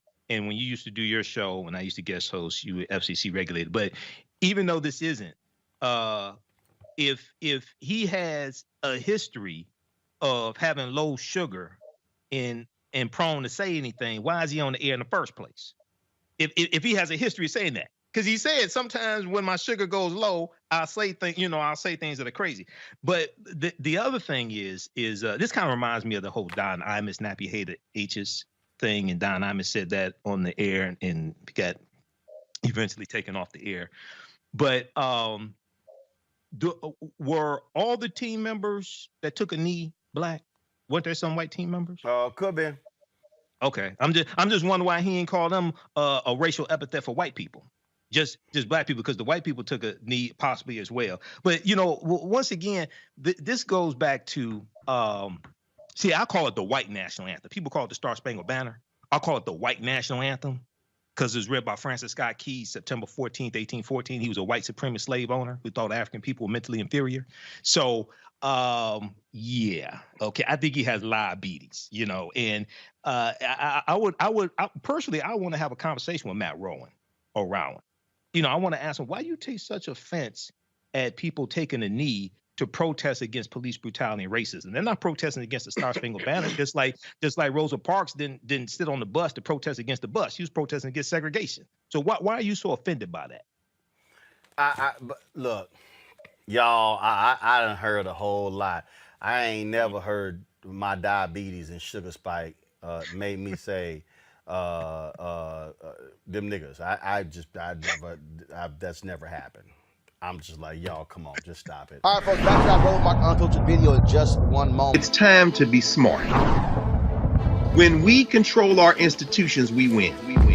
This is the most important news show on television of any racial background. Y'all put $2, $3, $4, $5, $10, $15, $20, $30 on this and keep this going. What you've done, Roland, since this crisis came out in full bloom. Anybody watching this, tell your friends. Go back and look at the last 2 weeks, especially of Roland Martin Unfiltered. I mean, hell, go back and look at the last 2 days. You've had sitting United States senators today, Klobuchar and Harris. Whatever you have that you can bring to Roland Martin Unfiltered to support it, please do, because this information may literally save your life. Watch Roland Martin Unfiltered daily at 6 p.m. Eastern on YouTube, Facebook, or Periscope, or go to RolandMartinUnfiltered.com. Support the Roland Martin Unfiltered Daily Digital Show by going to RolandMartinUnfiltered.com. Our goal is to get 20,000 of our fans Contributing $50 each for the whole year, you can make this possible. RolandMartinUnfiltered.com. You want to support Roland Martin Unfiltered? Be sure to join our Bring the Funk fan club. Every dollar that you give to us supports our daily digital show. There's only one daily digital show out here that keeps it black and keep it real. As Roland Martin Unfiltered. Support the Roland Martin Unfiltered daily digital show by going to RolandMartinUnfiltered.com. You can make this possible. Folks, the family of Samarian Humphrey, the young man, part of this strange, sick, demented story in Plano, Texas. They're demanding justice be served after they say he endured a hate crime at a sleepover with his classmates in Plano, Texas, which is in north of Dallas. In a viral video originally posted to Facebook, Humphrey can be seen being forced to drink a yellow substance while his white classmates from Haggard Middle School giggle and tease him. Humphrey's mother, Summer Smith, believes the drink contained urine and says her son was shot with BB guns and called racial slurs during the slumber party. Plano's Independent School District and its police department are investigating the incident. Joining us right now is Samarian Humphrey, his mom, Summer Smith, and their attorney, Kim Cole. Glad to have all three of you here. Sorry under these circumstances. First, I'll ask you, Summer, walk us through the timeline. When did this happen? Walk us through that. The incident happened the weekend of February the 12th when they were, it was a sleepover that was supposed to be just 2 people in Samarian. So it was just supposed to be 3 people in total. And I didn't find out, though, about what happened until this past week. So when the boys took the videos, apparently the week that they were out, which they were out for an entire week for the snow week, they were sending the videos around to other people at the school. I know it's difficult, Samarian, but for just describe when you went to this sleepover, correct?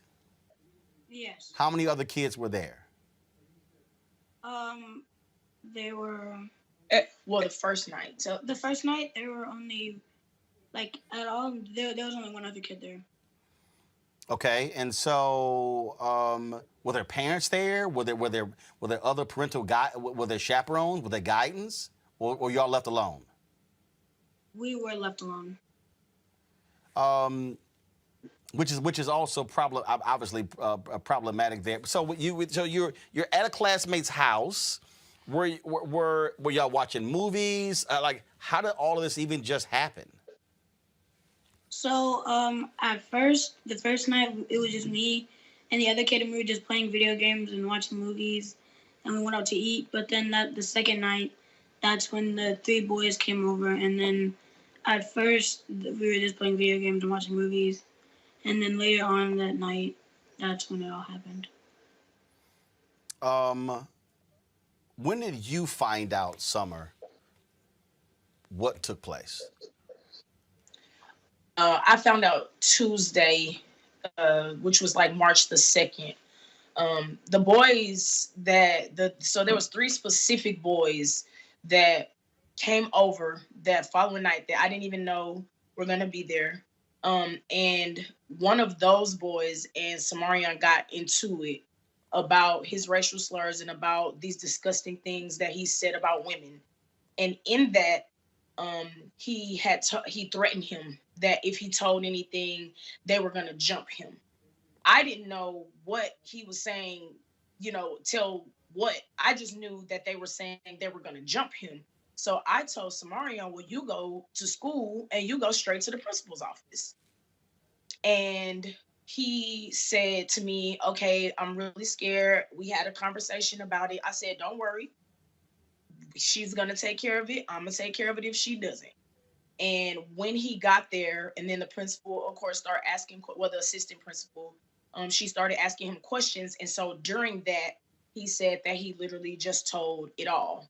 So when she called me, the first call that she made to me was just like a distraught, weird, it's a lot going on. I need to talk to some more people. I need to do some investigation, and I'll be calling you back. And I was just thinking, well, how bad could it be? I mean, I know they said they were going to jump him, but they didn't do anything. So I was confused as to what she was even referring to. And when she called me back, she was saying that it was going to be a lot involved. She was the SRO officer, which is like the school police officer, I was going to need to talk to him. But that she had all of this stuff that had happened to Samarian. And she asked him, did you want to tell mom or did you want me to tell mom? And he said, yeah, you can tell my mom. And she started telling me all of these things, and the tears just started rolling down my face because I was like, what? I'm not understanding. I need to understand what you're saying. And then to make all of it even worse, she said, and there's videos. So Samarian just started sending me like the videos that people had sent to him from, while he was in the principal's office. So that's literally when I found out. Kim, what do you make of the school district, the investigation, the parents? Take us through any of that. I think they are all culpable. Samarian had been bullied on numerous occasions on campus. The school district has pretty much taken a hands-off approach to this situation and just made this blanket canned statement that, oh, this happened off campus and we don't condone bullying of any sort. That's not true. There is a law, David's law, that allows them the authority, that gives them the authority to take action when there's cyberbullying. That's how Ms. Smith ended up finding this out, because the children, while they were out, while we were snowed in, these videos had been floating around the entire time. So most of the students at the school had seen these videos, and they were bullying him over the internet, making threats to him, telling him to kill himself over the internet. And that is something the school absolutely can act upon. And they have failed to do so. They also failed to act several times in the past when he reported being assaulted. There was one instance where he was hit with a belt in the locker room. One coach even withheld his inhaler. When he reported bullying to the coach, you know what, and people using the term bullying, to me, that minimizes the magnitude of these heinous acts. This far exceeds bullying. This is criminal. These are crimes. And to call it bullying, to me, minimizes what these young men did. And the school has taken no action. When Samarian reported that he was being assaulted in the locker room, the coach just blew it off. Boys will be boys. You need to get tougher skin. And nothing ever happened. And so we end up here where they end up doing the ultimate harm by forcing him to drink urine. Can I comment on that, Roland? Yes, go ahead. Go ahead. And I just want to say that I've had a lot of people reaching out saying stuff like, why didn't he fight back? Why? I want y'all to understand, he was asleep. He was asleep. So even in the video where he's sitting up, he wasn't coherent. They woke him up out of his sleep and said, Samarian, you stop breathing. You need to drink this. He had, even after that, he had no knowledge, because he is on medicine and he does go, like they're talking about like 2-3 o'clock in the morning. And he's been asleep for a couple of hours. The other abuse was taking place in his sleep. He couldn't fight back because he was asleep. Like, how do you put your hands on a defenseless person? And then to use something that he does have like some medical issues. So to say he stopped breathing in his sleep, and then you hear, because that is his friend, or what he thought was his friend in the video, giving it to him. Samarian, are you still being bothered by students in school? No, sir. Summer, Kim, what's next? Hopefully criminal charges and jail time.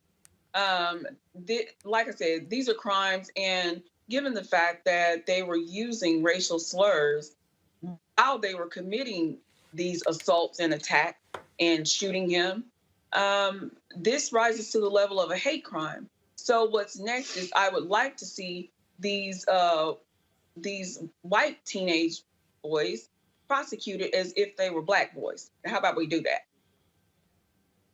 Summer? I'm fighting.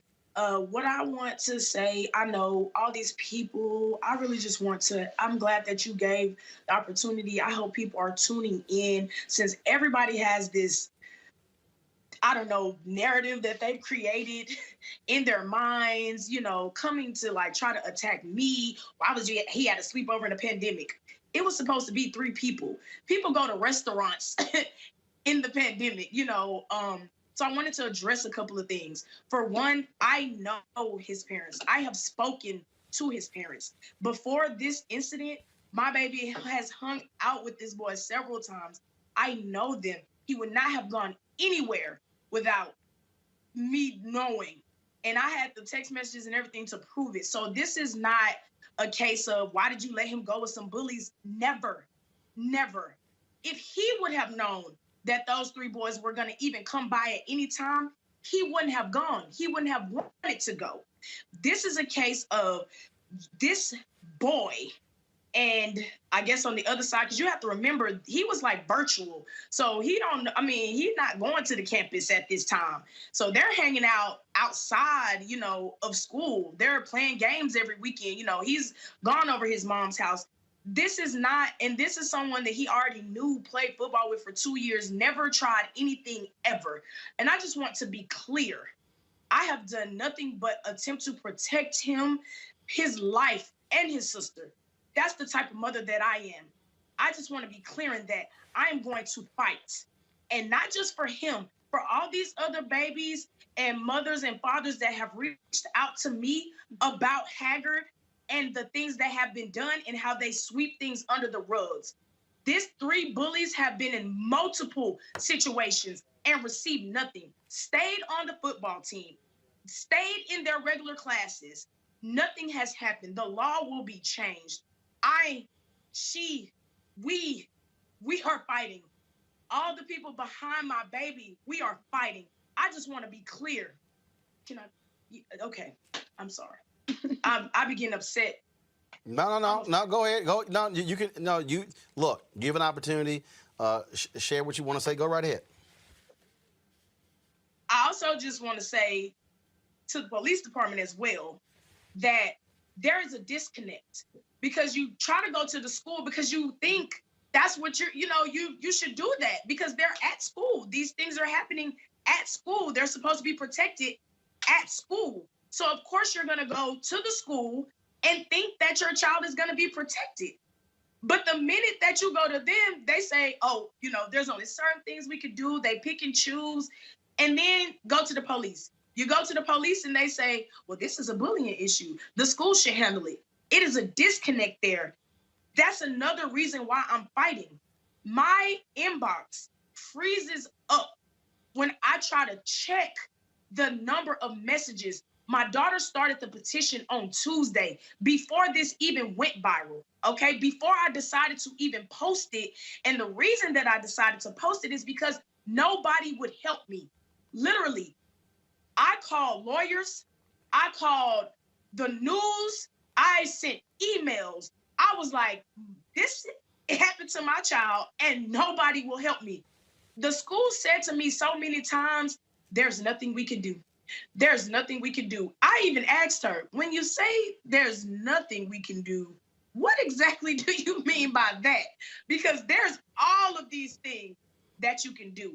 And when that petition reached 2,000 signatures in one night, and half of those signatures were students of PISD telling me their story, telling me about bullying that has happened, telling me that they have told administrators and nothing has been done. It is a problem. PISD has a problem. We moved here for the schools. That's it. I moved to Plano because their schools are rated A+. They are rated the 9th district out of the state of Texas. That's why I moved to Plano, because they deserve the education that they get for free. Let's be clear. That's why we're here. However, coming here, we should not be subjected to that. Never. And I'm not moving. And for everybody that's saying take him out that school, no. Well, he out that school. But PISD, no. Because they will change this. It will be changed. I promise you. Roland, we're meeting with some legislators and working on presenting some legislation to close the gaps between the school and the police department, because somewhere things that are being reported to the school are not making it to the police department so that they can be investigated for the crimes that they are. So we are meeting with legislators and having them present some legislation to get that changed. Well, for folks who don't know, I still own a home in the Dallas area. Some of you are absolutely right about the Plano Independent School District. It is, Plano is about 90+% white. The resources that are poured into the schools there are significant.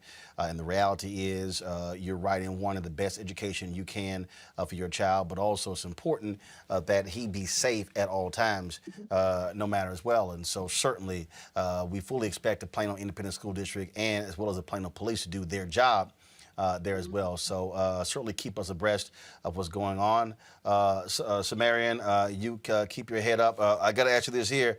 Sumerian, what's the one book you're reading outside of school? What's the one book you're reading outside of school? Oh, one book? I'm reading The Boy at the Top of the Mountain. All right. What is it about? It's about this orphan who gets adopted by Hitler, and it just shows his perspective of the world and and just how he operates and just kind of how he feels about the whole situation. All right, then. Well, the reason I ask, anytime I come up against a young man or woman, I always ask them what they're reading. I used to read 300 books a summer, so that's why I did that. And so keep excelling, keep doing well, and we'll certainly keep covering this story. Thank you, Roland. Thank you. All right, well, appreciate it. Thank you so very much, folks. All right, folks, got to go to a break. First of all, real quick, let me go back to my panel. What you heard there, Julian, is a mom who wants the best for her child, and this is what we were talking about, Julian, when we have to fight for rights, fight for our issues to be addressed. This woman is saying, my son must be safe. Absolutely. And I admire her fierceness and her tenacity. She said, I ain't moving. You know, she moved to the Plano area because they have better schools than other places in Texas. And she wants the best for her son. But the account of what happened to him is bone chilling. He's 12 and he's had to go through that. And I wonder what impact this is going to have on the way that he operates in the world later. He's got a fierce mom. He's got a great attorney. But this is not how a youth is supposed to operate in the world. They're supposed to be safe. They're supposed to be able to play. You know, it's bone chilling. Avis, you're on mute. Sorry. I said, yeah, it's horrible and sad to see. I am certainly hoping that she will see some justice from that school system. But it sounds like it's interesting to me. What she's finding is each side is like pointing fingers at the other side in order to not have to take any action with regards to mandating that there's accountability from this young man's abusers. You know, any other time you find that Black kids are picked up in school with resource officers or not at any time. And it's interesting that she's gone to the police and to the school system and hasn't gotten any sort of satisfaction from either one of those authority figures that's supposed to be charged with keeping her child safe. Clemmy? It's clear to me, Roland, that this young kid has suffered an absolutely terrible situation. And as a former state trooper, I feel that the Plano Police Department clearly let this kid down. The school district clearly let this kid down. His attack is invisible to them. in ways that only reminds me of the type of racism that existed when Black folks entered into white areas during the post-World War II period. It is a sign of how we have regressed, that this young kid's humanity was completely invisible to both the police department and to the school district. All right, folks, back to our Roland Martin Unfiltered video in just one moment. It's time to be smart. When we control our institutions, we win. This is the most important news show on television of any racial background. Y'all put $2, $3, $4, $5, $10, $15, $20, $30 on this and keep this going. What you've done, Roland, since this crisis came out in full bloom. Anybody watching this, tell your friends. Go back and look at the last 2 weeks, especially of Roland Martin Unfiltered. I mean, hell, go back and look at the last 2 days. You've had sitting United States senators today, Klobuchar and Harris. Whatever you have that you can bring to Roland Martin Unfiltered to support it, please do, because this information may literally save your life. Watch Roland Martin Unfiltered daily at 6 p.m. Eastern on YouTube, Facebook, or Periscope, or go to RolandMartinUnfiltered.com. Support the Roland Martin Unfiltered Daily Digital Show by going to RolandMartinUnfiltered.com. Our goal is to get 20,000 of our fans contributing $50 each for the whole year. You can make this possible. RolandMartinUnfiltered.com. You want to support Roland Martin Unfiltered? Be sure to join our Bring the Funk fan club. Every dollar that you give to us supports our daily digital show. There's only one daily digital show out here that keeps it black and keep it real. It's Roland Martin Unfiltered. Support the Roland Martin Unfiltered Daily Digital Show by going to RolandMartinUnfiltered.com. You can make this possible. The relief bill includes $5 billion for the country's farmers who were struggling before the coronavirus pandemic as a result of Donald Trump's trade war. Half of that will go specifically to Black farmers. Joining us right now is John Boyd, founder and president of the National Black Farmers Association. John, glad to have you back on Roland Martin Unfiltered. Thank you, Roland, for having me. And thank you for being a leader for our community and just getting the word out about this for us. So we really appreciate it. I appreciate it. How were y'all able to be successful to get this allocation, half of that going specifically to Black farmers? Well, as you know from having your television show in the past, I talked about debt relief with you many years ago. So we've been trying to get debt relief in Congress for many, many years through the Farm Bill, through all kinds of measures rolling in, and we just couldn't get it done. And this was really a piece of Cory Booker's bigger bill, and we were able to get it in the COVID relief package. And we thought we could move this piece, it wouldn't get that much attention, but I was wrong, 10 senators put amendments out there all night long to lessen or remove the Black farmers' language out of the spending bill. I mean, so here they had nearly $2 trillion of relief money going out to the American people, and they want to pick on Black farmers, people who can't defend themselves and ridicule us in such a manner on the House floors. It's really disgusting. There are a lot of, obviously, you get folks who are saying, oh, this is pork. But, okay, y'all were also impacted by COVID. And again, all these people can talk about how great and wonderful Donald Trump was and all these white farmers who support him. But the reality is the trade war that he instituted, which for some reason people say, oh, was successful, that caused a lot of farmers to go into bankruptcy. Well, I'll tell you something, too, Roland. Trump took $29 billion just in relief from the China trade war. Black farmers were virtually absent, and farmers of color virtually absent from those monies. And there's always a reason why we can't get them. We wouldn't need a bill like this if USDA would treat Black farmers with dignity and respect and treat us the way that they treat, white farmers in this country. We wouldn't need a special allocation.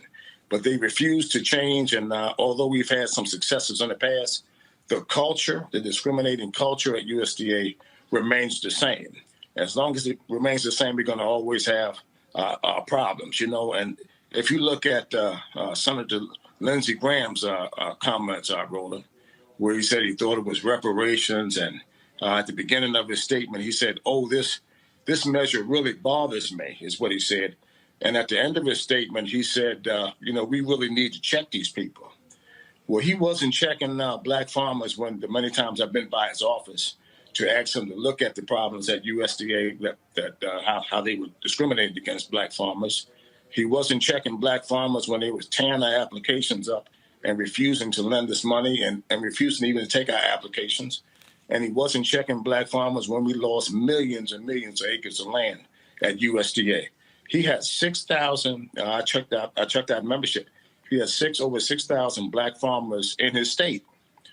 So instead of ridiculing us and taking pop shots at us, why don't he do something to help his own constituents in his state, which are black farmers? One of the things that again people don't quite understand. There's so much focus, obviously, on what's happening in cities, but the reality is there are a lot of African Americans who live in rural America. The problem is when you say rural America in this country, that becomes code for white. That's correct. And, I tell people all the time, if you want to see what the real America looks like, drive 20 minutes out of a major city, out of New York City, Los Angeles, Chicago, and you'll see right now today, there are no Biden signs out, but nailed up on these barns are Trump signs. And somebody need to tell the people that the man lost. There's two Americas out here. You have the people that are supporting Donald Trump and still believe that he should be president. And then you have the other half of America, where we're moving on without him. And I've never seen them in my lifetime where rural America, people are so divided, Roland. I have white farmers since Biden has been elected that have stopped talking to me. This country is totally divided, and it's divided by means of race and, what's going on in the White House right now. So let's talk about USDA. Vilsack will be the secretary of that. Y'all have been pressing them as well. And so what are your hopes for him running the department again? We are also going to make it perfectly clear that he needs to come speak to us directly because he needs to have a relationship with black media, black-owned media. But Secretary Vilsack definitely should come and address black media. Well, we didn't support him, and we had trouble with his with President Biden calling him back to USDA. We actually wanted the other young lady that went over to HUD to be Ag Secretary Marsha Fudge. And during the Obama years, as you know, he was slow to act and support the Black Farmers Bill, the Claims Remedy Act of 2010. He wasn't on the Hill supporting me, as you know. And Valerie Jarrett came on at the last 6 months of that bill and gave us a push and helped us over the finish line. And in my last conversation with him, Roland, I told him that he has to do better.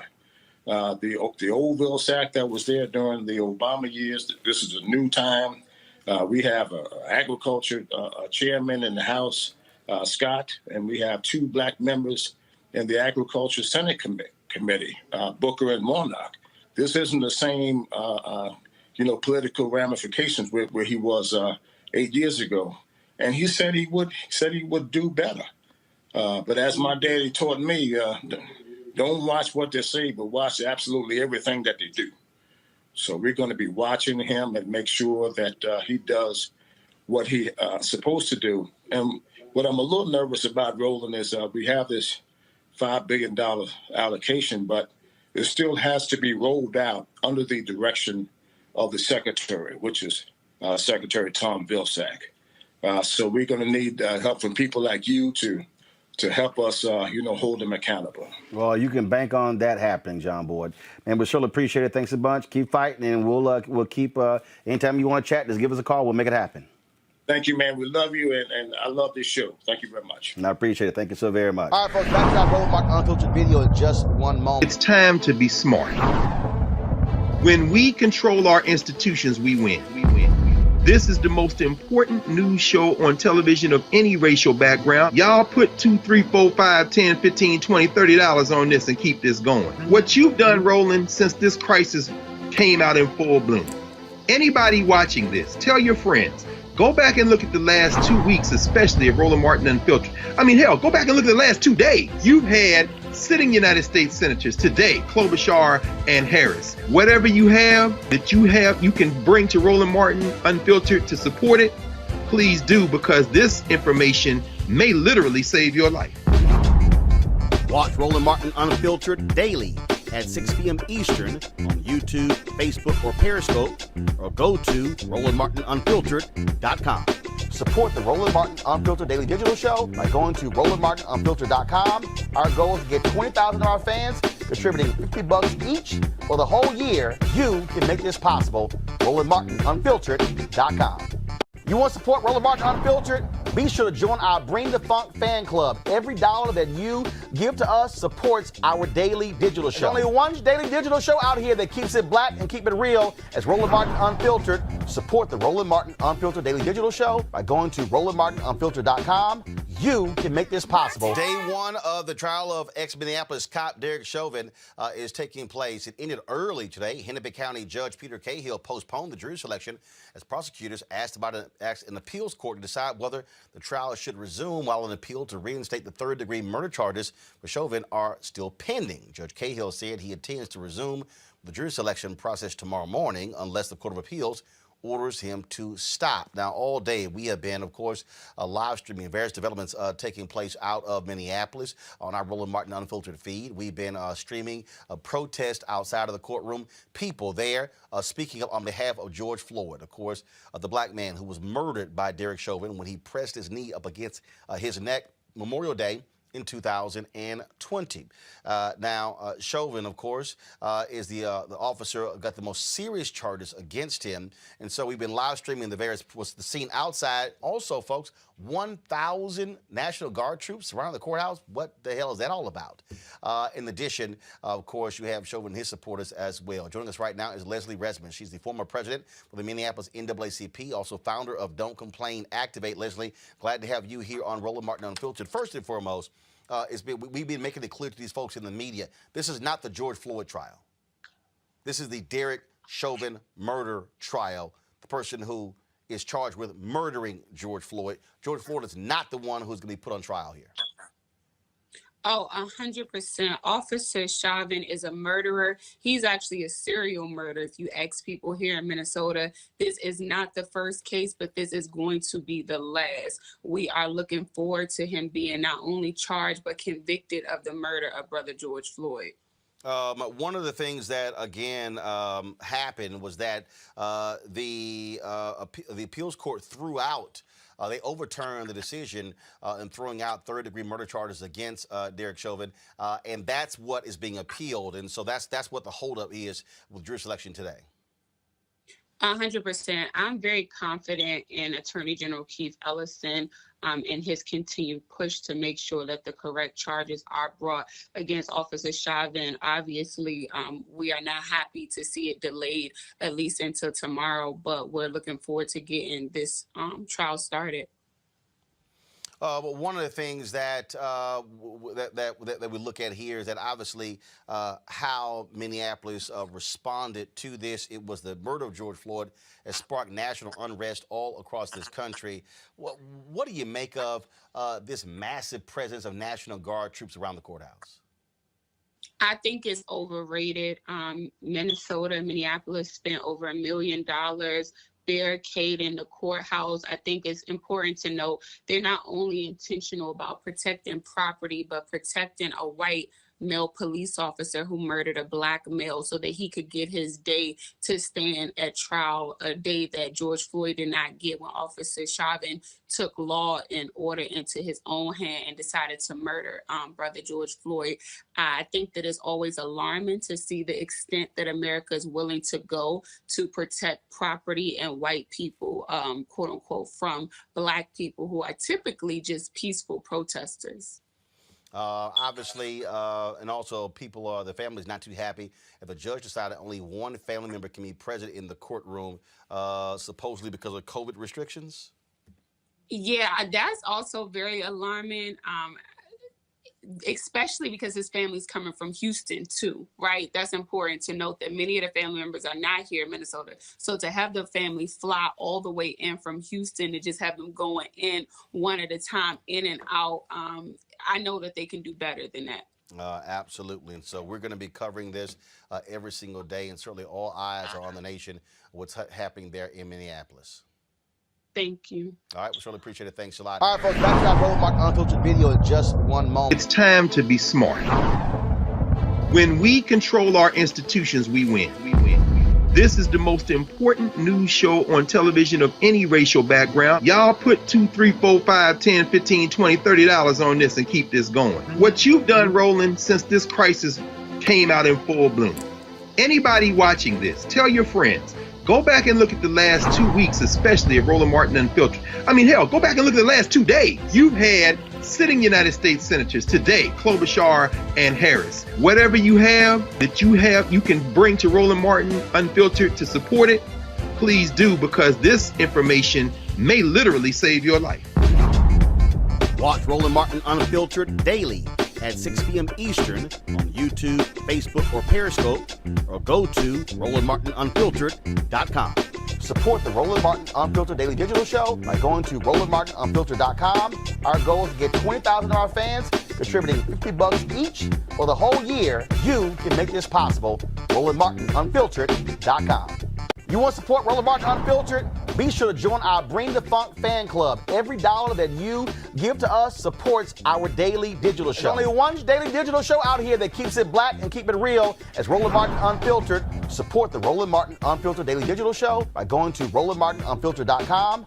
You can make this possible. Yeah, the Republican Party really is filled with a whole bunch of damn snowflakes. I mean, of course, they took down Neera Tanden, of course, who was nominated by Biden to be his head of Office of Management and Budget over her tweets critical of senators. You had Senator Joe Manchin of West Virginia, the Democrat, who was whining as well. Oh, I don't like her tweets. And the Republicans were complaining. And these are the same people who didn't say a damn thing for 4 years about all the shameful and despicable tweets of Donald Trump. Now, all of a sudden, they care about what folks tweet. The same thing happened today when they had the Senate confirmation hearing for Associate Attorney General nominee Vanita Gupta. We had her on our show many times. She's, of course, head of the Leadership Conference on Civil and Human Rights.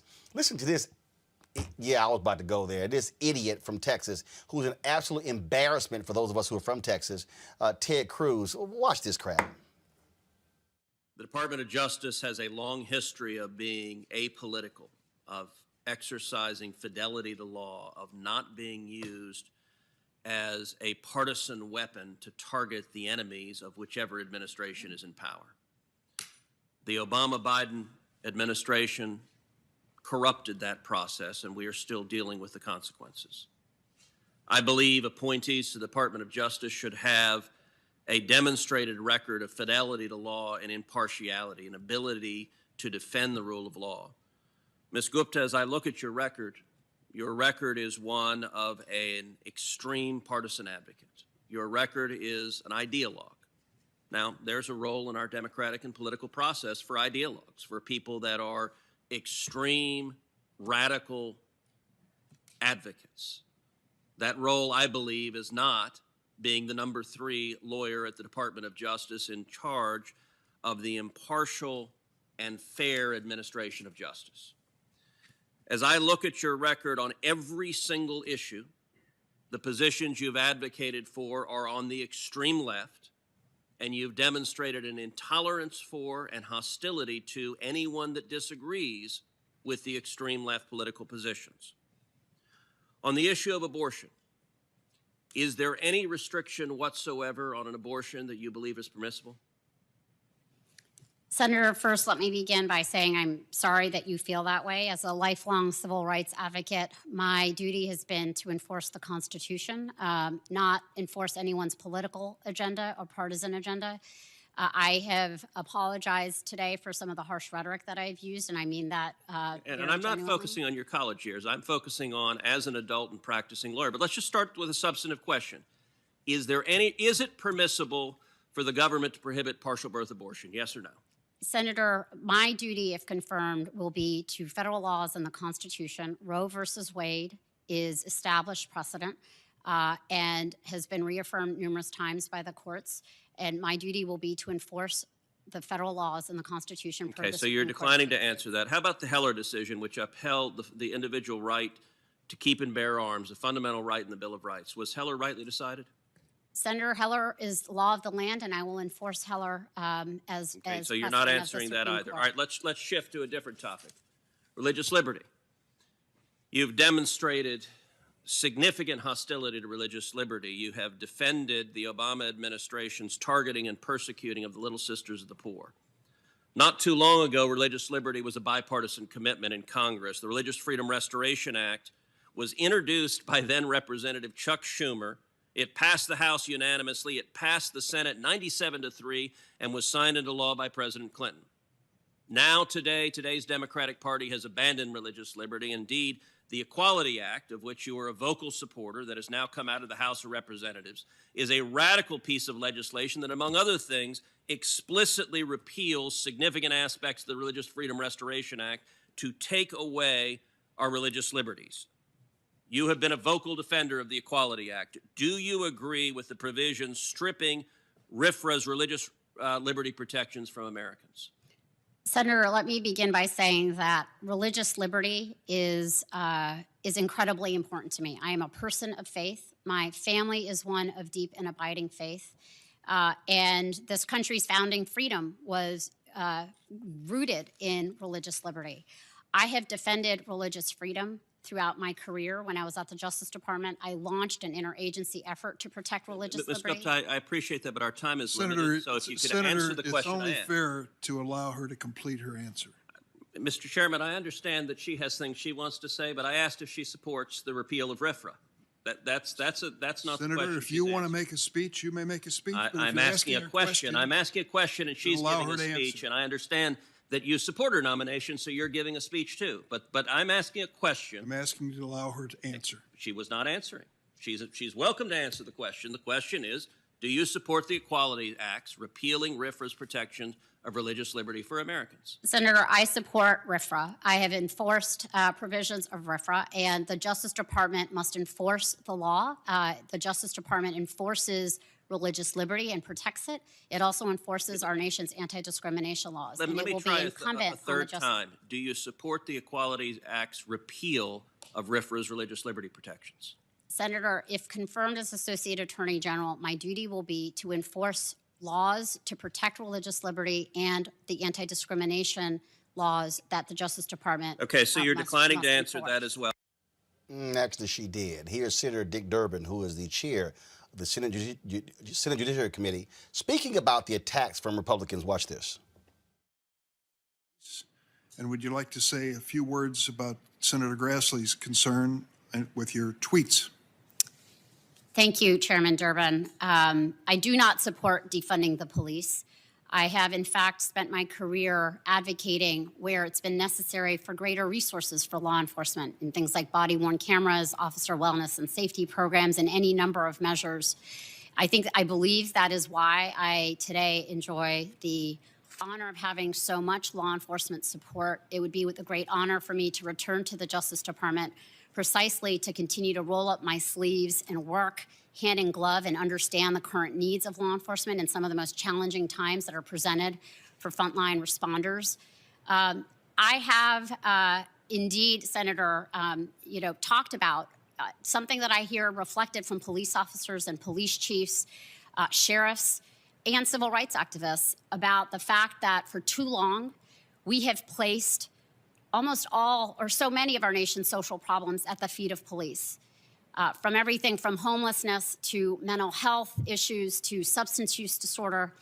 And when we speak about this, we speak about the fact that law enforcement has been dealt this burden of having to deal with all of these problems and the need for greater investment in mental health services and community-based drug treatment programs.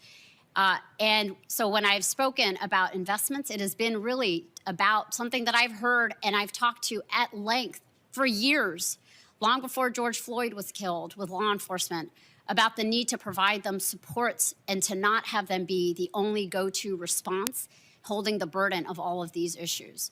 And I will continue, if confirmed as Associate Attorney General, to listen to the voices of law enforcement, to continue to advocate for their resources so they can do everything they need to do to keep our communities safe and to have the trust of the communities that they serve. On the tweets, Chairman, and I appreciate you giving me this opportunity, and I should say to Ranking Member Grassley and to the other members who I understand have these concerns, I understand why you have them. I take them seriously. I regret the harsh rhetoric that I have used at times in the last several years. Perhaps I think the rhetoric has gotten quite harsh over the last several years, and I have fallen prey to it, and I wish I could take it back. I can't. But what I can commit to you and ask that you do is look at my lifelong record. I have, from the early on in my career, sought out people who don't always think like me, people who have very different views, because I believe in the importance of building consensus to get things done. While I've been a lifelong idealistic civil rights lawyer, I am a deeply pragmatic person. I'm a relationship builder. I think that's why I have the trust of law enforcement today on some of the most difficult problems that we face. And I understand that the position of Associate Attorney General is a law enforcement position. It has to be strictly nonpartisan in every measure. I must represent the full equities of the American people and enforce the federal laws and Constitution free from any kind of partisan influence. I've done it before. I did it when I was at the Civil Rights Division. I've been in the Justice Department before. And I can pledge to you today that if I am confirmed, or regardless, you won't be hearing that kind of rhetoric from me. And I will look forward to working collaboratively to continuing to support the leadership of people like Ranking Member Grassley, Senator Lee on criminal justice reform measures, and other members, Senator Cornyn and others, who I've had the privilege of helping to support these bipartisan bills to get things done for the American people. Let's go to our panel. Mustafa Santiago Ali, PhD, former senior advisor for environmental justice at the EPA. Kayla Bethea, communication strategist, as well as Ben Dixon, host Benjamin Dixon Show podcast. Kayla, I'll start with you. I'm just really, these whiny ass Republicans. Oh my God, you said these things in tweets. Oh my God, they're so mean. We're sitting there with supreme assholes, Senator Ted Cruz, Senator Tom Cotton. Okay, you got that crazy nut Kennedy from Louisiana. You got the clueless wonder himself, Lindsey Graham. 4 years of Donald Trump and all his crazy tweets, and they're whining, complaining, first about Neera Tanden's tweets, and now, oh my God, the harsh rhetoric. Let me be real clear. To any future nomination that I might get, which will never happen, I don't regret not a damn tweet. Kelly, go ahead. And, obviously she's under oath and she is as forthcoming as possible during these hearings, and rightfully so. But deep down, I don't really think she regrets them either because, looking back on them, there was nothing that she said that was untrue. If anybody's heard about it, it is a conviction as opposed to an attack. They feel conviction based off of what they actually did and possibly a singe of guilt, so to speak. But as far as Ted Cruz, hypocrite is too kind of a word for this man. Cretin is a little bit more appropriate, but I can't think of anything that really adequately describes just how stupid and hypocritical and just anti-American this man is. He definitely has to go. And listening to him berate this woman for doing her job when not even a month ago he left to go to another country to evade doing his. Again, with the hypocrisy, again, with the stupidity and the selective listening and the selective memory, just go somewhere, but not at the Senate. You just got to go. The whining Ben is like, oh my God, really? Really? Are we about to sit here and keep whining about tweets? Yeah. Well, you see, Roland, for them, they have to find some kind of way to draw an equivalence, right? Because extremism to them is marching up the steps of the Capitol on January 6th and trying to overthrow the government on behalf of a white supremacist president. And so since there's no analog on the left or in the Democratic circles, they have to pretend as though these tweets are the worst thing in the world. And they also have to pretend that her policies that she's fighting for are so extreme when in actuality, they are well within the normal range of consideration in the discourse in this country. So for them, they want to set the standard to this asymmetrical fight where no matter what we do on our side, it's considered to be extreme. And no matter what they get away with on their side, they don't think anything of it. Mustafa? Vanita Gupta would be an excellent Associate Attorney General. She's put the work in, and that's the most important thing.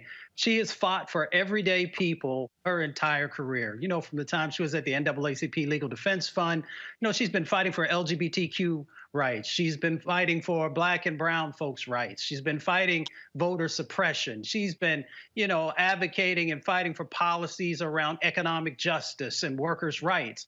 She's been on the right side of the issues. Ted Cruz, on the other hand, you know, if he wants to talk about tweets, you know, it's not that hard to go back and take a look at some of the things that he said over the last number of years that in themselves could be, you know, folks could very easily say these have been negative, these have been degrading, these have been this and that.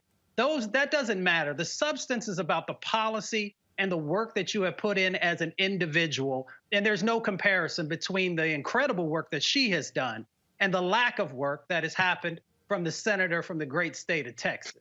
Well, it's simple. Republicans cannot stand the likes of Vanita Gupta. They can't stand Christian Clark. But the reality is, if Democrats stand firm, they certainly are going to be confirmed. So that's what our goal is. All right, folks, back to our Roland Martin Unfiltered video in just one moment. It's time to be smart.